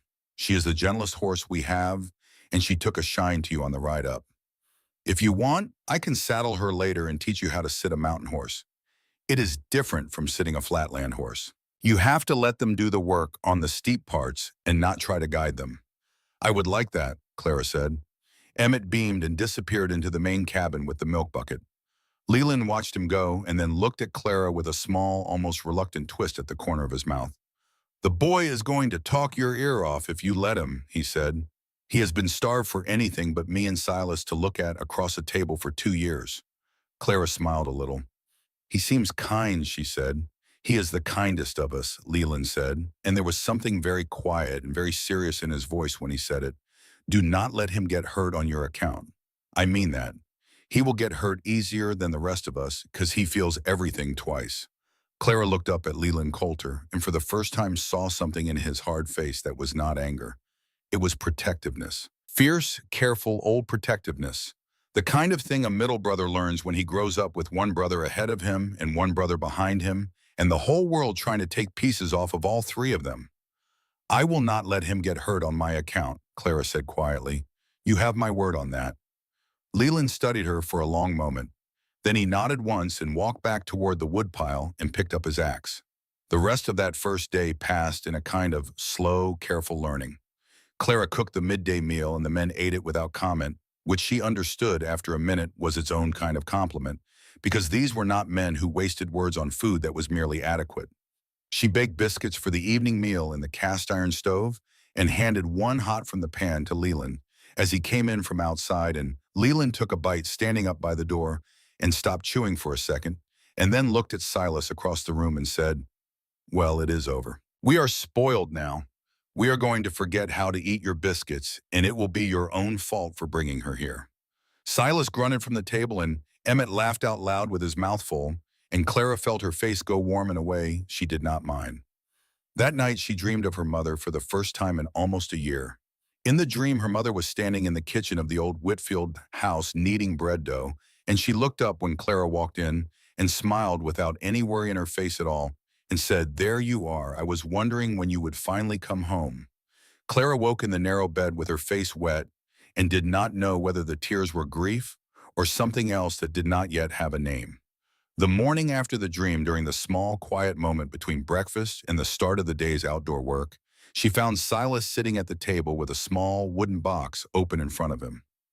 Inside the box were papers. Receipts, it looked like, and a few folded letters and what she took to be bills of sale for livestock. He was staring at one of the papers with the careful, flat look of a man who was trying to appear casual about something that was actually frustrating him. Clara sat down across from him with a cup of tea she had made for herself from some dried mint she had found in one of the jars on the shelf. "May I see?" she asked. He hesitated. Then he pushed the paper across the table to her. It was a bill of sale for 2 heifers written in a neat clerk's hand from the mercantile down in Silver Creek. Clara glanced over it. It was perfectly clear. She looked back up at Silas. "It says you owe $2.30 on the final balance," she said. "Due by the 1st of December." Silas held very still. "You can read that," he said. "It is plain writing," Clara said.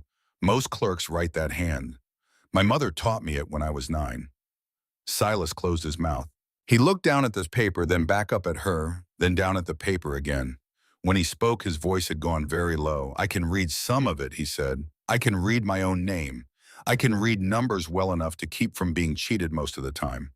But the rest of the words, the ones the clerks put in between the numbers to make the whole thing sound official, those I guess at. I have been guessing at the words on papers like this for a long time. My mother died before she could teach me my letters the way your mother taught you. My father never learned them himself. My brother Daniel was the only one of us who could read a page of a book straight through. He used to read out loud to us at night by the fire when we were boys." Clara's hand tightened on the edge of the wooden table without her meaning it to. "I could teach you," she said. Silas looked up sharply. "I could teach you to read," Clara said again, more quietly this time. "You told me the night I came here that you are not a thing I need to be afraid of. But a man cannot keep a promise like that on paper he cannot fully read. If Maddox ever tries to use a document against you, I want to be the one who can read it first. I could sit with you after supper in the evenings. I could start with the simplest words. I could have you reading a page of the Bible to your brothers by the spring melt if you were willing to work at it. I would not tell Leland or Emmett. I would not tell anyone. It would be a thing between you and me." Silas was quiet for a long time. The fire in the hearth popped. Outside, Emmett's harmonica was playing a slow, thin tune somewhere near the corral. Leland was somewhere by the barn, the steady sound of him hammering something back into shape, drifting through the walls. "I would be grateful," Silas said. That evening, after the plates had been cleared, and Emmett had gone off to play his harmonica on the porch, and Leland had gone out to check on a lame foot on one of the horses, Clara sat down at the table across from Silas with a piece of paper and a stub of pencil, and her mother's Bible open to the first chapter of the Gospel of John. She did not choose the Bible because she was particularly trying to teach him anything about God. She chose it because the sentences in it were short and full of simple common words, and because when her mother had first taught her to read, her mother had used the same book for the same reason. In the beginning, Clara set her finger under the words "was the word." Silas looked at the line carefully. In the beginning, he repeated slowly, "was the word." "Good," Clara said. Again. They worked for almost an hour. His big scarred finger moved carefully under the lines. His mouth shaped the sounds with more care than she would have guessed a man like him was capable of. He did not get frustrated when he stumbled. He just went back and tried again. There was something in the way he applied himself to the lesson that reminded Clara of the way he had unbuckled his gun belt and laid it on the table between them the night before. It was the same kind of slow, deliberate choice made in private meant as a kind of trust. When Emmett came back inside from the porch and saw what they were doing, he stopped in the doorway for a long moment. He did not say anything. Clara looked up and met his eyes and understood without a word that Emmett Coulter had been waiting for years to see his older brother sit down at a table and try to learn to read, and that he had given up hoping it would ever happen, and that he was trying very hard now not to make a big thing out of it because making a big thing out of it would cause Silas to stop. So Emmett only smiled faintly and went into his own room and closed the door, and Clara went back to pointing at words on the page. Leland came in a little later. He saw them at the table. He saw the Bible. He saw his older brother's face bent over a line of print with the careful concentration of a man who was not used to looking foolish in front of anybody. Leland did not stop in the doorway. He did not comment. He walked straight through the main room without a word and disappeared into his own room. But just before he closed his door behind him, Clara thought she saw his jaw tighten in a way that was not angry. It was something else. It was a thing that looked almost like gratitude, the kind a proud man feels and does not know how to say out loud. Later that night, after Silas had thanked her quietly and carried the Bible back to her room for her, because he did not want her to forget it, in the main room where the fire could scorch it, Clara sat on the edge of her narrow bed and looked at the bolt on the door. She did not slide it shut. Instead, she lay down in the bed and pulled the pieced quilt up to her chin and listened to the sounds of the cabin around her, the low murmur of Silas saying something to Leland in the main room, the brief, rough answer from Leland, the faint, thin notes of Emmett's harmonica starting up again somewhere on the porch, a different tune this time slower and sweeter, the steady crack of the fire, the wind in the pines. She fell asleep with the bolt unlatched. In the main room, Leland Coulter sat at the table with his hands wrapped around a mug of cooling coffee and waited until he was sure Clara was asleep before he spoke. "Silas," he said. Silas looked up from the stone he had been absently turning over in his fingers. "What?" "I rode the East Ridge Trail this afternoon," Leland said, "when I was supposed to be checking on the lame horse." Silas's face did not change, but his whole body went very still. And he said, "There were tracks up by the turn at the big dead pine," Leland said. "Fresh. 4 horses. Shod. Not Indian horses, not any of the trapper outfits I know. Somebody rode up to that point yesterday, sat there for a long time, and rode back down the way they came. They did not come any closer to the cabin than that. They did not need to. They just needed to see which trail we use and how long it takes a rider to come up it." Silas set down the stone he had been turning. "Maddox," he said. "Maddox," Leland agreed, "or men paid by him," which amounts to the same thing. Silas looked toward the closed door of Clara's room for a moment. Then he looked back at his brother. "She does not need to know yet," he said. "She is going to need to know soon," Leland said. "You know she is." I know," Silas said, "but let her have a few more days of not knowing. Let her learn the shape of this house first. Let her get her balance under her. Let her trust us enough that when I do tell her, she will stay to fight instead of running back down the mountain. Because that is what we need from her now, Leland chum. We do not need a frightened bride we are protecting. We need a woman who has decided that this is her house too, and that she is not going to be run out of it by the same man who killed Daniel." Leland was quiet for a long moment. Then he nodded once slowly. "All right," he said. "A few more days. But we start watching the trails in shifts. One of us awake at night from now on. I will take the first one." Silas nodded. Leland stood up and took his rifle down from the peg by the door and walked out into the cold night, closing the door softly behind him so as not to wake the woman sleeping in the room at the back of the cabin. Silas sat alone by the fire for a long time afterward. He looked at the Bible Clara had been teaching him from earlier in the evening, still sitting on the edge of the table where he had set it down. He reached out and opened it to the page she had marked and looked down at the words. In the beginning, he read slowly under his breath, was the Word. He closed the Bible again and sat with his palm flat on the cover for a long moment. Then he got up and banked the fire for the night and walked quietly down the hall to his own room. Behind him in the closed room at the end of the cabin, Clara Coulter was sleeping with the bolt on her door unlatched for the first time in her life. She did not yet know that 4 horses had stood at the turn by the big dead pine on the East Ridge Trail that afternoon. She did not yet know how many more days of grace this mountain was going to give her before everything she had just started to build up here was going to be tested by fire. But she knew that a jar of wildflowers had been put on a windowsill before anyone in this cabin had known her name. She knew that a room had been built with a door and a bolt for a woman who did not yet exist. She knew that 3 brothers had sat at a table by a fire and said, "Then we build the door." And she knew that she had fallen asleep tonight without needing to lock herself away from any of them.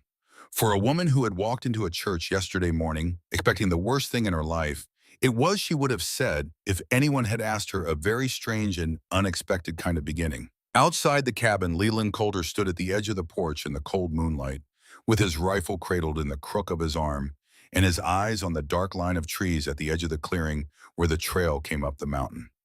His breath rose in slow, white plumes. The wind moved in the pines.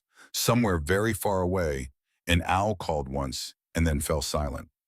Leland did not move. He watched the tree line the way a man watches a door. He knows somebody is eventually going to come through, and he settled into the long, patient waiting that was the only thing he had ever really been good at in his life. He waited there until Silas came out to relieve him just before dawn. They exchanged one quiet sentence about the trail, and then Leland went inside to sleep, and Silas took up the watch in his place. Neither of them spoke Clara's name. Neither of them needed to. The reason they were standing watch was sleeping on the other side of the cabin wall behind them, and all 3 Coulter brothers had silently agreed sometime in the last 2 days that the reason was worth whatever it was going to cost them to keep her safe. The third morning on the mountain was colder than the first. A thin skin of new ice had formed over the water trough on the corral in the night, and the frost on the porch rail was thick enough that Clara could see the shape of it in the last of the starlight when she stepped outside. She had woken on her own this time, not to the sound of an axe, but to the deeper, older silence that comes just before a mountain dawn, the kind of silence that tells a person the night is nearly finished with them. She found Silas at the rail with a rifle laid easy across his forearm, and his eyes not on the sunrise but on the dark line of trees where the trail came up. He heard the door open and turned his head. "Morning," he said. "Good morning," she said. She walked over to stand beside him. She did not ask why he was holding a rifle on a peaceful mountain morning. She did not ask why he was watching the trees instead of the east. She had been the wife of Silas Coulter for only 3 days, but she had already learned to read the set of his shoulders, and she understood that there were some questions whose answers she was not ready to hear yet, and that her husband was carrying something for her quietly in the meantime so that she could have one more morning of not knowing. He shifted the rifle a little in his arm and pointed with his chin toward a pair of Steller's jays flitting noisy and blue through the pines at the edge of the clearing. "You hear how they are scolding," he said. His voice was so low she had to lean a little closer to catch it. "Yes," she said. "That is a common scold," he said. "Nothing in it.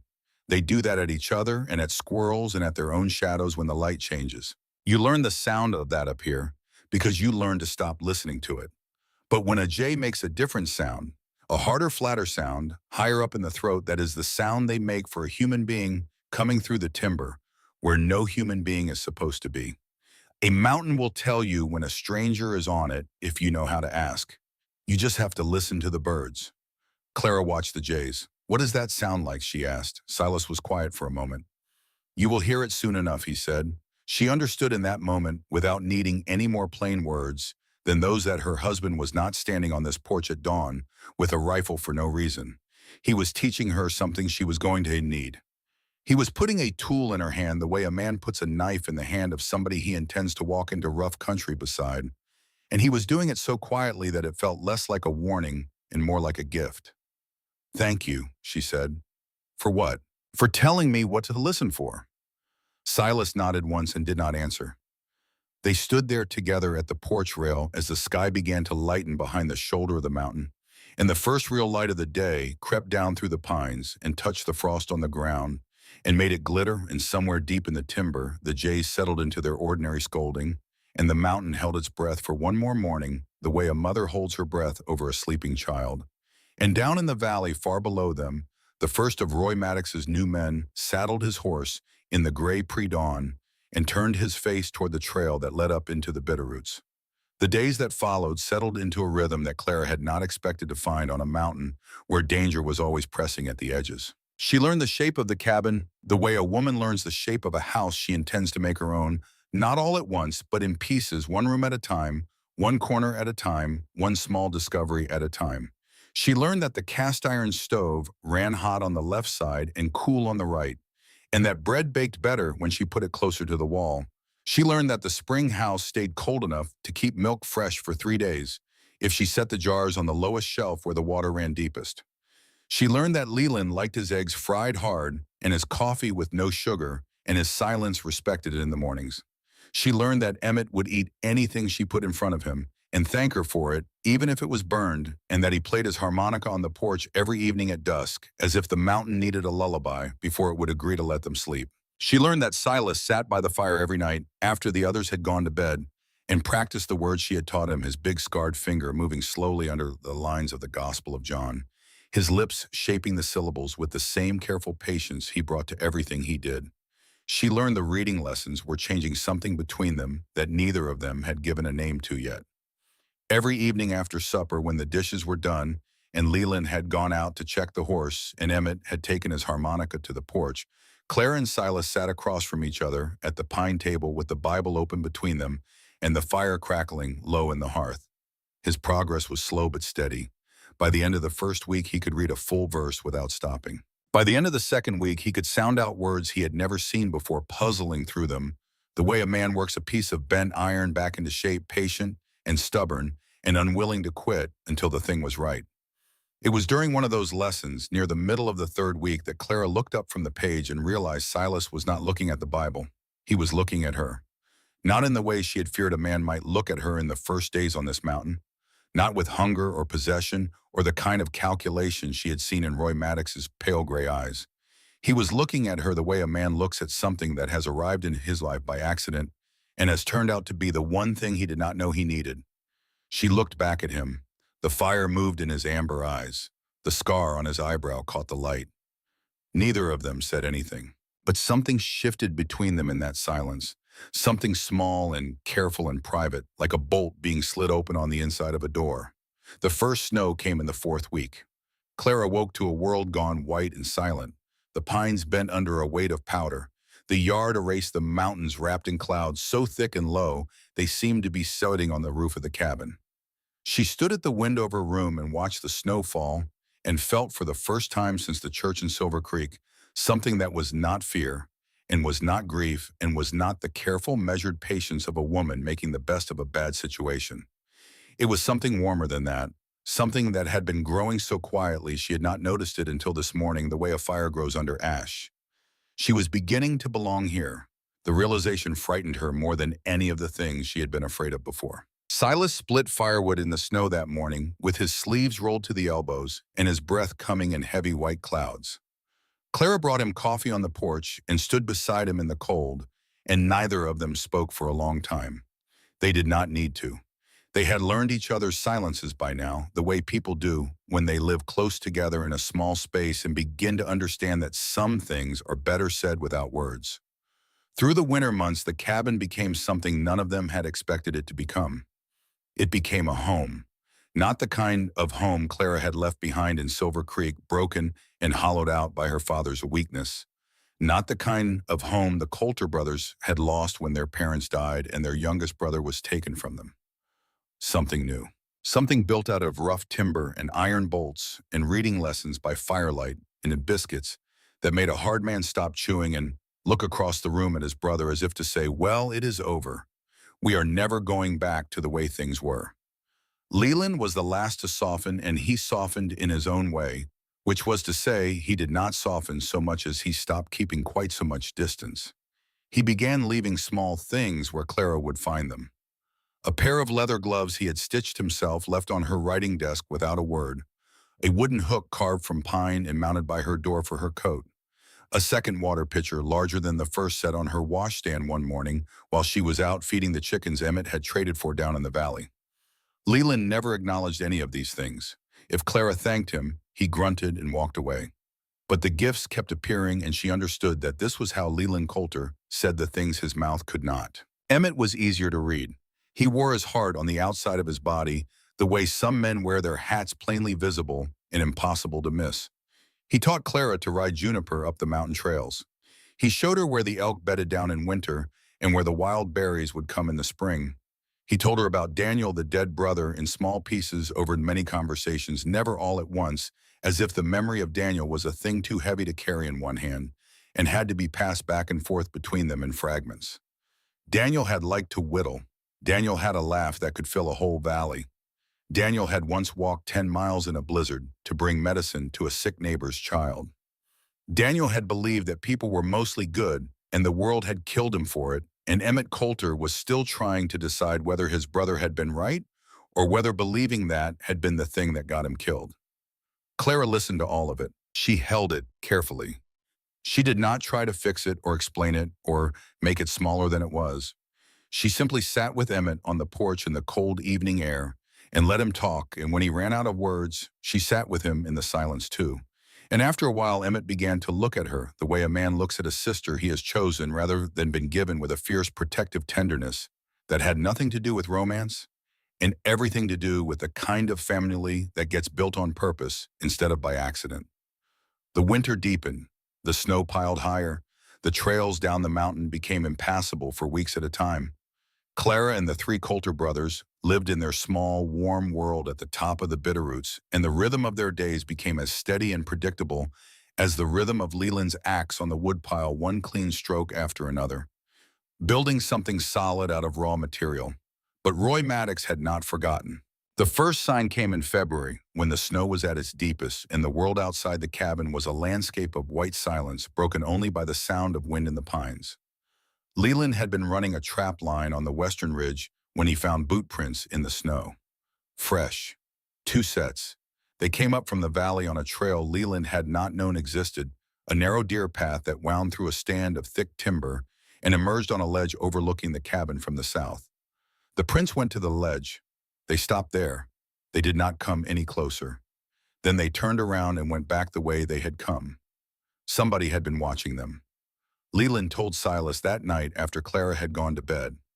Clara heard their voices through the wall, low and serious, and she lay very still in her narrow bed and listened and understood that the grace period Silas had been giving her was coming to an end. The next morning, Silas told her everything. He told her about the boot prints on the ledge. He told her about the 4 horses on the East Ridge Trail that had been there since her second day on the mountain. He told her that Roy Maddox had been sending men up the mountain at intervals all winter, not to attack, not yet, but to learn to map, to count, to study the way a man studies a lock before he decides how to pick it. Clara sat at the table and listened and did not cry. She had done all her crying in the first week, and she was finished with it now. When Silas was done talking, she asked him one question. "What do we do?" Silas looked at her across the table. The fire was burning low. The morning light was gray and thin through the windows. "We get ready," he said. They spent the rest of February and all of March preparing. Silas taught Clara to shoot. They started with tin cans on fence posts and worked their way up to moving targets. Pine cones tossed in the air by Emmett, a flour sack swinging from a rope between 2 trees. Clara was not a natural shot. Her hands shook and her aim pulled left, and the first time she fired a rifle, the kick knocked her back a step and left a bruise on her shoulder that lasted a week. But she kept at it. She kept at it the way she kept at everything, with her chin up and her jaw set and her mother's quiet dignity wrapped around her like armor. By mid-March, she could hit a tin can at 40 paces. By the end of March, she could hit a moving target at 30.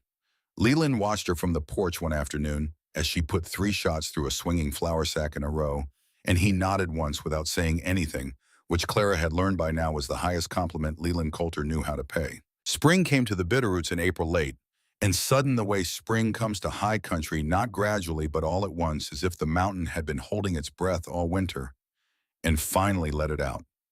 The snow melted. The creeks ran high and fast and cold. Green things pushed up through the dark, wet earth. Clara planted a kitchen garden with seeds Emmett had brought up from the valley, and she stood in the warm spring sun with dirt under her fingernails and her sleeves pushed back, and felt for a moment the kind of peace that comes from putting something into the ground and trusting it to grow. It was on a morning in late April that Emmett rode into the yard at a gallop, with two thin boys on the horse behind him and a look on his face that Clara had never seen before. The boys were Weston and Birch, Clara's brothers. Clara ran down the porch steps and crossed the yard and had her arms around both of them before Emmett had even finished swinging out of the saddle. Weston was taller than she remembered, still thin as a fence post, but harder now with their father's jawline beginning to show in his face. Birch was 12 now, not 11, and he did not cry when he saw her, which told her that something had changed in him too, that the boy who used to cry for their mother in his sleep had learned to carry his grief standing up. They told her what had happened. Harlan Whitfield had gotten worse over the winter, the drinking had deepened, the ranch had fallen further into disrepair, and then 3 weeks ago, two of Maddox's men had come to the house and told the boys that their father owed a new set of debts and that the boys were going to work them off on the Maddox ranch and that they should pack their things and be ready to leave by morning. Weston had taken Birch and run. They had gone to Sheriff Briggs, and Briggs had sent word up the mountain, and Emmett had ridden down to meet them at the edge of the valley and brought them up the trail in the dark. Silas stood on the porch and watched Clara hold her brothers and said nothing for a long time. Then he turned to Leland, who was standing in the doorway with his arms crossed and his face hard. "Two more," Silas said. "Two more," Leland agreed. He looked at Clara and the boys, and his jaw worked the way it did when he was thinking about something he did not like but was going to do anyway. Then he said, "There are spare blankets in the root cellar. I will build 2 more beds by the end of the week." He walked down the steps and across the yard toward the barn, and Clara watched him go and understood that Leland Coulter had just decided without ceremony or discussion that her brothers belonged to this mountain now too, and that he was going to build them a place in it the same way he built everything with his hands and his silence and his fierce, unyielding refusal to let the people around him go unprotected. The boys settled in. Weston made himself useful immediately, working alongside Leland with the horses and the firewood and the fence mending with a quiet seriousness that reminded Clara of their mother. Birch attached himself to Emmett like a shadow, following the youngest Coulter brother everywhere, helping with the animals, learning to ride a mountain horse, listening with wide eyes to Emmett's stories about the high country. 2 weeks after the boys arrived, Harlan Whitfield came up the mountain. Clara saw him from the porch. He was riding a tired mule up the last stretch of the trail, hunched in the saddle, smaller than she remembered. His clothes were dirty. His hat was the same one he had twisted in his hands in the church on her wedding day. He looked old. He looked like a man who had finally reached the end of the road he had been walking for 8 years and discovered that there was nothing at the end of it except the consequences of his own choices. Silas came out onto the porch and stood beside Clara. Leland appeared from the barn. Emmett stepped out of the cabin with Birch behind him. The 5 of them stood in a line on the porch and watched Harlan Whitfield ride slowly into the yard.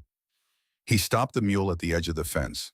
He sat there for a long moment, looking at his daughter and his sons and the 3 men who had taken them in. Then he got down off the mule slowly, the way an old man gets down off a horse when his bones ache and his pride is worn too thin to care about appearances anymore. "Clara," he said. She did not answer right away. She looked at him. She looked at the man who had sold her to pay his debts and then let his sons be threatened by the same man he had sold her to escape. She looked at him and tried to find the decent man her mother had married, the man who had loved his wife and fumbled through fatherhood and been for a time enough. She could not find him. She could only find this hollowed-out wreck standing in the yard of a mountain cabin, hat in hand, asking something from a daughter he had no right to ask anything from. "You are too late," Claire said. Harlan flinched. His eyes went bright and wet. "I know," he said. His voice was hoarse. "I know I am too late. I have been too late for a long time. I was too late the day your mother died, and I went to the saloon instead of staying with you children. I was too late the day I let Maddox into the barn. I was too late every day after that." He stopped and swallowed hard. "But I am here," he said. "I came. I walked away from everything down in that valley, and I came up this mountain because my children are up here, and I have spent 8 years walking in the wrong direction, and I wanted to walk in the right direction at least once before I die." Clara stood very still on the porch. Silas did not move beside her. He did not speak. He did not tell Harlan to leave or to stay. He left the choice entirely in Clara's hands, the way he had left every choice in her hands since the day he put a bolt on the inside of her door and told her it was for her and not against them. Clara looked at her father for a long time. Then she said, "You can stay for supper.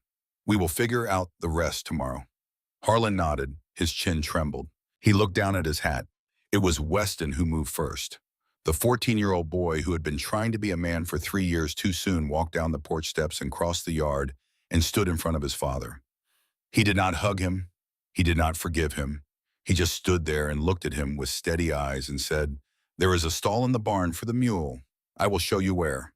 Harlan followed his son across the yard. Clara watched them go. Beside her, Silas let out a slow breath. "You did not have to do that," he said quietly. "Yes, I did," Clara said. "Not for him. For me." A woman who locks her door against her own father becomes the kind of woman who locks doors for the wrong reasons. My mother taught me that. Silas looked at her. Something moved in his amber eyes that she had not seen there before. It was not pity. It was not admiration exactly. It was the look of a man who was watching somebody become the person they were always going to be and was realizing that he was in the presence of something stronger than he had known. "Your mother," Silas said slowly, "must have been a remarkable woman." "She was," Clara said. "And I am her daughter." Harlan stayed. He slept in the barn. He worked alongside Leland without being asked, chopping wood and mending fences and doing the small, hard jobs that nobody wanted to do. And he did them without complaint and without drinking and without asking for anything in return except the right to be near his children. He did not try to explain himself. He did not try to apologize again. He simply showed up every morning and did the work and sat quietly at supper and went back to the barn when the meal was done. Clara never said the words, "I forgive you." She did not know if she ever would. But she said, "You can stay for supper every night," and Harlan understood that this was more than he deserved, and he accepted it with the quiet gratitude of a man who has finally learned the difference between what he wants and what he has earned. The attack came on a Tuesday morning in May, 3 weeks after Harlan arrived. Clara heard the jays first. Not the ordinary scolding she had grown used to over the winter, the mindless chatter of birds arguing with squirrels and their own shadows. This was a different sound. Harder, flatter, higher in the throat.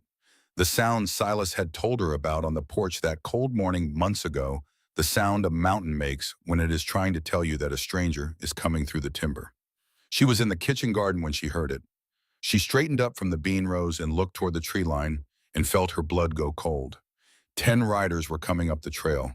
Roy Maddox rode at the front. He was dressed in a black coat and a clean white shirt, as if he were going to church instead of up a mountain with armed men behind him. His pale gray eyes found Clara across the yard, and he smiled, and the smile was the most frightening thing she had ever seen, because it was the smile of a man who believed he had already won and was simply arriving to collect what was his. Behind him rode 9 men, some of them Clara recognized from Silver Creek. 2 of them she had never seen before. They were all armed. No, they spread out in a loose half circle at the edge of the clearing, blocking the trail down the mountain.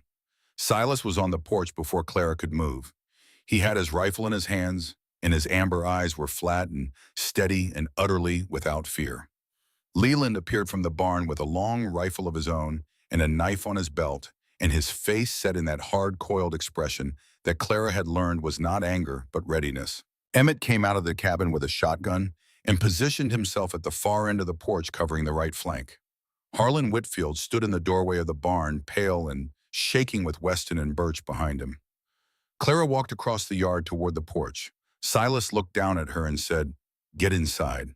"No," Clara said. "Clara, no." She climbed the porch steps and stood beside him. She was shaking. Her hands were trembling, the way they had trembled in the church on her wedding day, holding a bouquet of dried wildflowers to keep them still. But she did not have flowers now. She had nothing in her hands except her own resolve, and that she discovered was enough to keep them steady. Maddox walked his horse a few steps closer and stopped. He looked at the 5 people on the porch and at the old man in the barn doorway, and he shook his head slowly the way a man shakes his head at a card game that has gone on longer than it should have. "This has gone far enough," Coulter Maddox said. His voice carried across the yard, calm and even. The same voice Clara had heard in the barn that night, 8 years of her life ago. "You had your fun. You played your little game with the preacher and the marriage license.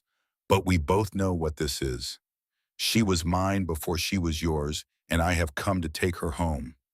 Silas's voice came out low and flat and cold as iron. She is my wife, he said, and she is not yours to take. Maddox smiled that terrible smile again. Wife, he repeated as if the word tasted amusing. That is a generous word for a girl you bought with a fake newspaper advertisement in a backroom deal with a sheriff who does not have the authority to broker marriages. I have a lawyer in Helena who says that marriage certificate is not worth the paper it was printed on. I have a judge who agrees. And I have 10 men who are prepared to ride up these steps and carry her down if you do not hand her over in the next 2 minutes. One of Maddox's men shifted in his saddle and put his hand on his holster. Leland's rifle swung toward him so fast the man's horse spooked sideways. Nobody moved after that. Clara stepped forward. She stepped past Silas, past the edge of the porch, onto the top step, where every man in that yard could see her clearly. Silas reached for her arm, and she shook him off. Not roughly, not with anger, with the quiet, steady certainty of a woman who has decided that this moment belongs to her. No, Clara said. Her voice was not loud.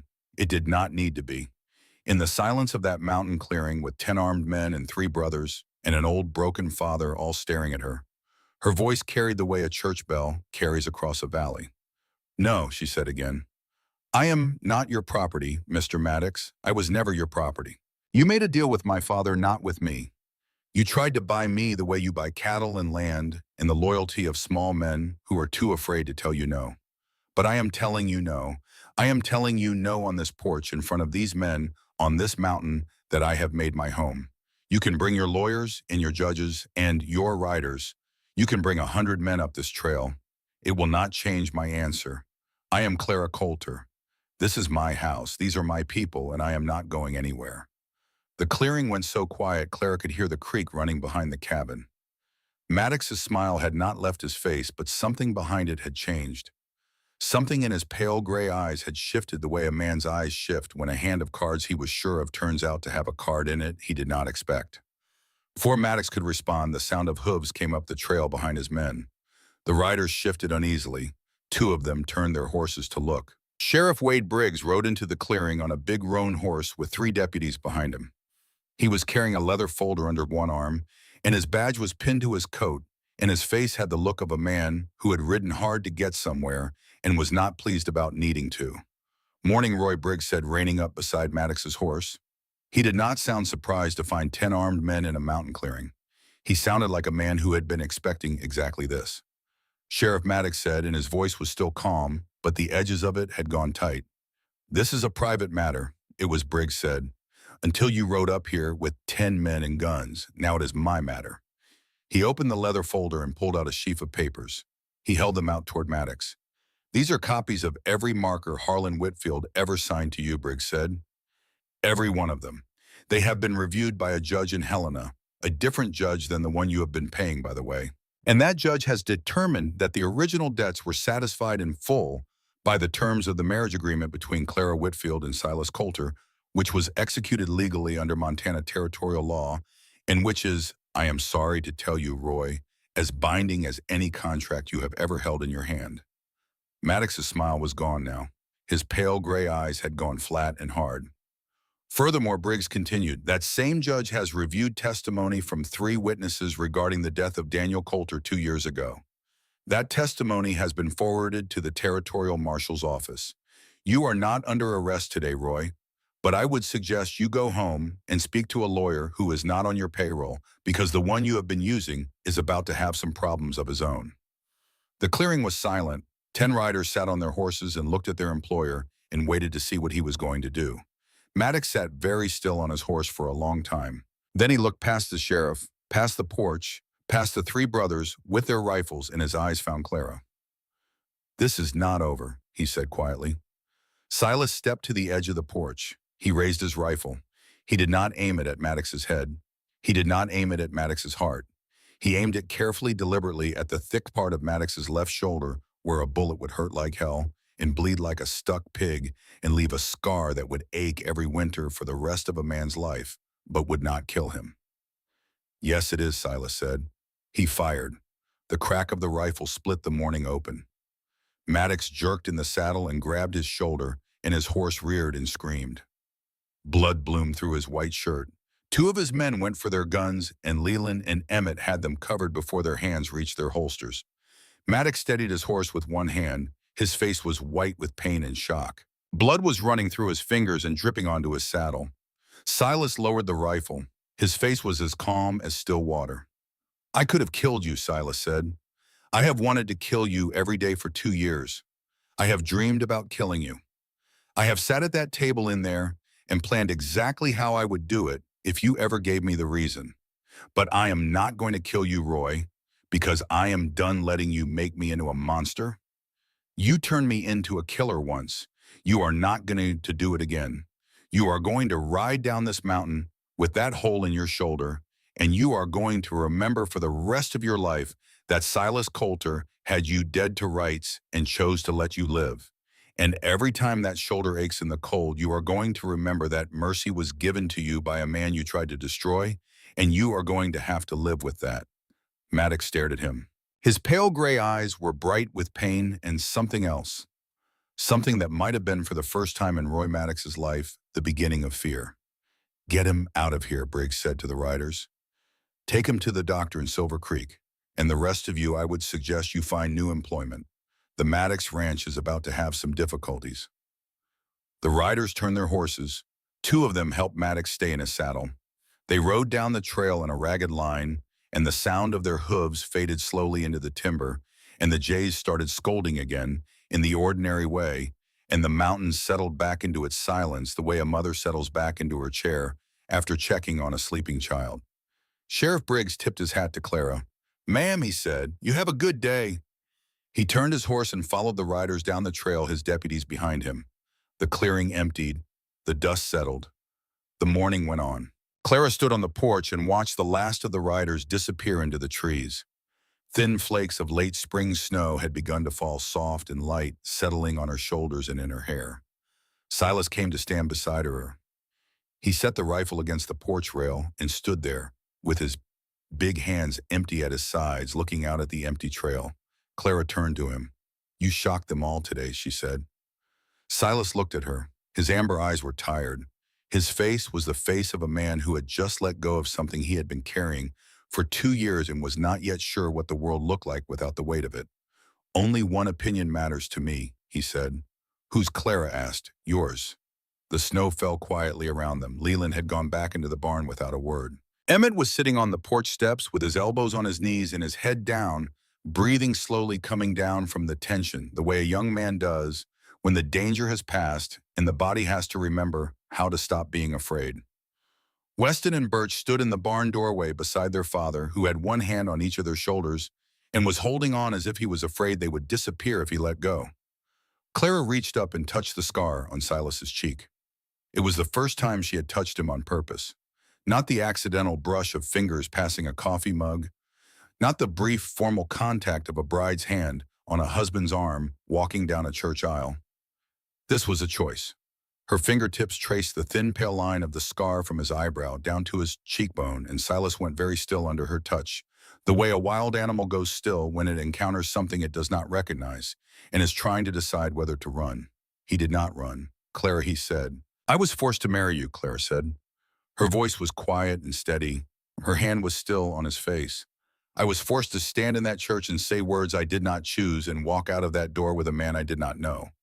I was forced to ride up this mountain and sleep behind a bolted door and learn to trust 3 strangers who could have been anything. None of it was my choice. None of it." She paused. "But I do not feel forced now," she said. "I have not felt forced in a long time, and I want you to know that." Silas looked at her. His amber eyes were bright in a way she had not seen before. His mouth worked for a moment. "If you ever want to leave," he said, his voice rough and low, "I will not stop you. I will give you the horse and the supplies and whatever money we have, and I will watch you ride down this mountain, and I will not follow you. I made that promise to myself the day I signed that marriage license, and I am making it to you now. You are free, Clara. You have always been free. I just needed you to be alive first." Clara smiled. It was the first real smile she had given since before her mother died, the kind of smile that starts somewhere deep in the chest and works its way up through the throat and onto the face and changes everything it touches along the way. "I am already home," she said. Then she kissed him. It was not the kind of kiss that the dime novels wrote about, all fire and passion and the thundering of hearts. It was quieter than that, softer. It was the kiss of a woman who had walked through fear and grief and betrayal and loneliness, and had come out the other side and found waiting for her on a mountain in the Bitterroots a man who had built her a room with a bolt on the door before he even knew her name. It was a kiss that said, I choose this. I choose you. Not because I have to, not because there is nowhere else to go, because this is where I want to be. Silas's hand came up and cupped the side of her face, and his palm was rough and warm and very large, and Clara leaned into it the way a tired person leans into a pillow at the end of a long day. And the snow fell around them, and the mountain was quiet, and somewhere on the porch steps, Emmett Coulter lifted his head and saw his oldest brother kissing the woman who had come to this cabin as a stranger and had become the center of everything. And he smiled and looked away and let them have this moment in peace. The years that followed were not easy. No life on a mountain in the Bitterroots was ever easy. There were hard winters and dry summers and sick cattle and broken fences and the thousand small daily struggles that make up a life lived close to the earth. But there was also the garden that grew larger every spring, and the reading lessons that continued by firelight until Silas could read a full page of the newspaper without stopping, and the sound of Emmett's harmonica on the porch at dusk, and the steady rhythm of Leland's hammer in the barn as he built new things for a house that kept needing more room because the family inside it kept growing. Clara bore a daughter in the autumn of 1875. They named her Danielle. Silas held the baby in his big scarred hands and looked down at her face and said nothing for a very long time, and Clara understood that he was looking at his dead brother's name written in the features of a living child and was trying to make peace with the fact that the world gives and takes in equal measure. And sometimes the giving and the taking happen in the same breath. Weston grew up on the mountain and became the kind of man his mother would have been proud of, steady and quiet and good with horses and better with people. He married a girl from the valley when he was 22 and built a small ranch at the foot of the mountain with lumber Leland helped him cut. Birch stayed closer to home. He had a gift for numbers that Clara had recognized early and nurtured through the years, and by the time he was 20, he was keeping the books for 3 ranches in the valley and had earned a reputation as the one man in Silver Creek whose accounts always balanced to the penny. Harlan Whitfield lived in the barn for 3 years before Leland, without saying anything to anyone, built him a small cabin of his own at the edge of the clearing. By then, Harlan was nearly sober, not completely, not perfectly, but enough to be useful and enough to be present, and enough to sit on the porch in the evenings and watch his grandchild play in the yard without the glassy, distant look that whiskey puts in a man's eyes. Clara never told him she forgave him. She did not know if she ever would. But she told him come in for supper, and Harlan understood that this was the same thing or close enough to it, and he came in for supper every night until the end. Roy Maddox was tried in Helena in the autumn of 1874. The trial lasted 3 weeks. He was convicted on charges related to his cattle operations and on 2 counts connected to the death of Daniel Coulter, though the murder charge itself could not be proven. He was sentenced to 12 years in the territorial prison. He served 8. When he came out, he was an old man with a bad shoulder and no empire left to return to. He bought a small farm somewhere in the eastern part of the territory and was never heard from in Silver Creek again. Emmett Coulter married in 1885. Her name was Pearl Hawkins, a widow from a neighboring valley, a quiet, strong woman with red hair and a laugh that could be heard from one end of the cabin to the other. Emmett built a cabin for her and for the children that came after close enough to the main house that you could see the smoke from both chimneys at the same time. Leland never married.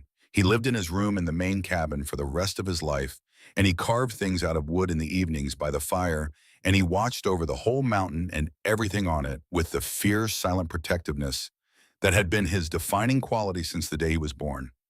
When Clara asked him once years later if he ever wished he had found a wife of his own, Leland thought about it for a long time and then said, I have a family. I have a house. I have work to do and people to do it for.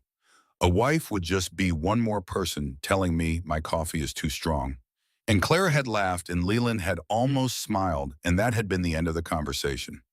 25 years after the wedding in the little white church on an autumn evening in 1898, Clara Coulter sat on the porch of the cabin on the mountain with her husband beside her. They were both older now.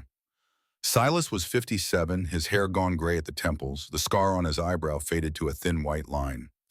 Clara was 45, her honey blonde hair threaded with silver, her cornflower blue eyes still looking for the good in people, and finding it more often now than she used to. Danielle was 23, married living in the valley with a husband who was kind and a baby on the way.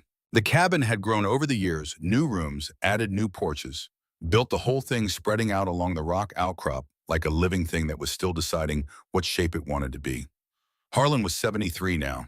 He came to visit each year, walking slowly up the trail with a cane Leland had carved for him, his white hair thin, his back bent, his hands trembling when he held his grandchildren. Clara invited him in for supper. She had never stopped inviting him in for supper. Perhaps she never would say the words, "I forgive you," but the invitation offered every time without fail, without hesitation, without the smallest trace of grudge in her voice, was something Harlan had learned to accept as the nearest thing to absolution he was ever going to receive from the daughter he had wronged. And it was he knew more than he deserved. Leland sat in his corner of the porch, 47 years old, his hands busy with a piece of wood he was carving into the shape of a horse for Danielle's coming child. Emmett sat on the steps with Pearl beside him, their three children chasing each other around the yard in the last of the daylight. The harmonica was on his knee. He had not played it yet tonight. He was waiting for the right moment the way he always waited, because Emmett Coulter had never lost his gift for knowing when a moment needed music and when it needed silence. Down in Silver Creek, the story of the Coulter brothers and the mail-order bride had become legend. They told it in the saloon and on the porches and around campfires on autumn nights. They said 3 mountain men, the most feared men in Montana, had married a girl to save her from a man who wanted to own her, and that the girl had stood on a porch with snow in her hair and told that man no, and that the oldest brother had shot him in the shoulder and let him live because killing him would have been too easy, and mercy was harder, and mercy was what the girl had taught him. They said the girl had been forced to marry a stranger and had chosen to stay. They said she had walked into a church expecting the worst thing in her life and had found the best thing instead. They said the cabin on the mountain was still there, and the family was still there, and the door with the iron bolt was still there, though nobody locked it anymore because nobody needed to. The young people asked, "Is the story true?" The old ones nodded. "True as anything I ever saw," they said. "Truer than most." On the porch, Clara leaned her head against her husband's shoulder. Silas put his arm around her. The evening light was turning the mountains gold and purple, and the first stars were beginning to show over the peaks. Emmett lifted the harmonica to his lips and began to play. It was the same slow, sweet tune he had played on the porch that first night, 25 years ago, when a frightened girl had fallen asleep behind a bolted door listening to the sound of it through the wall and had not known yet that the music was being played for her. Clara closed her eyes. She was home. She had been home for a very long time.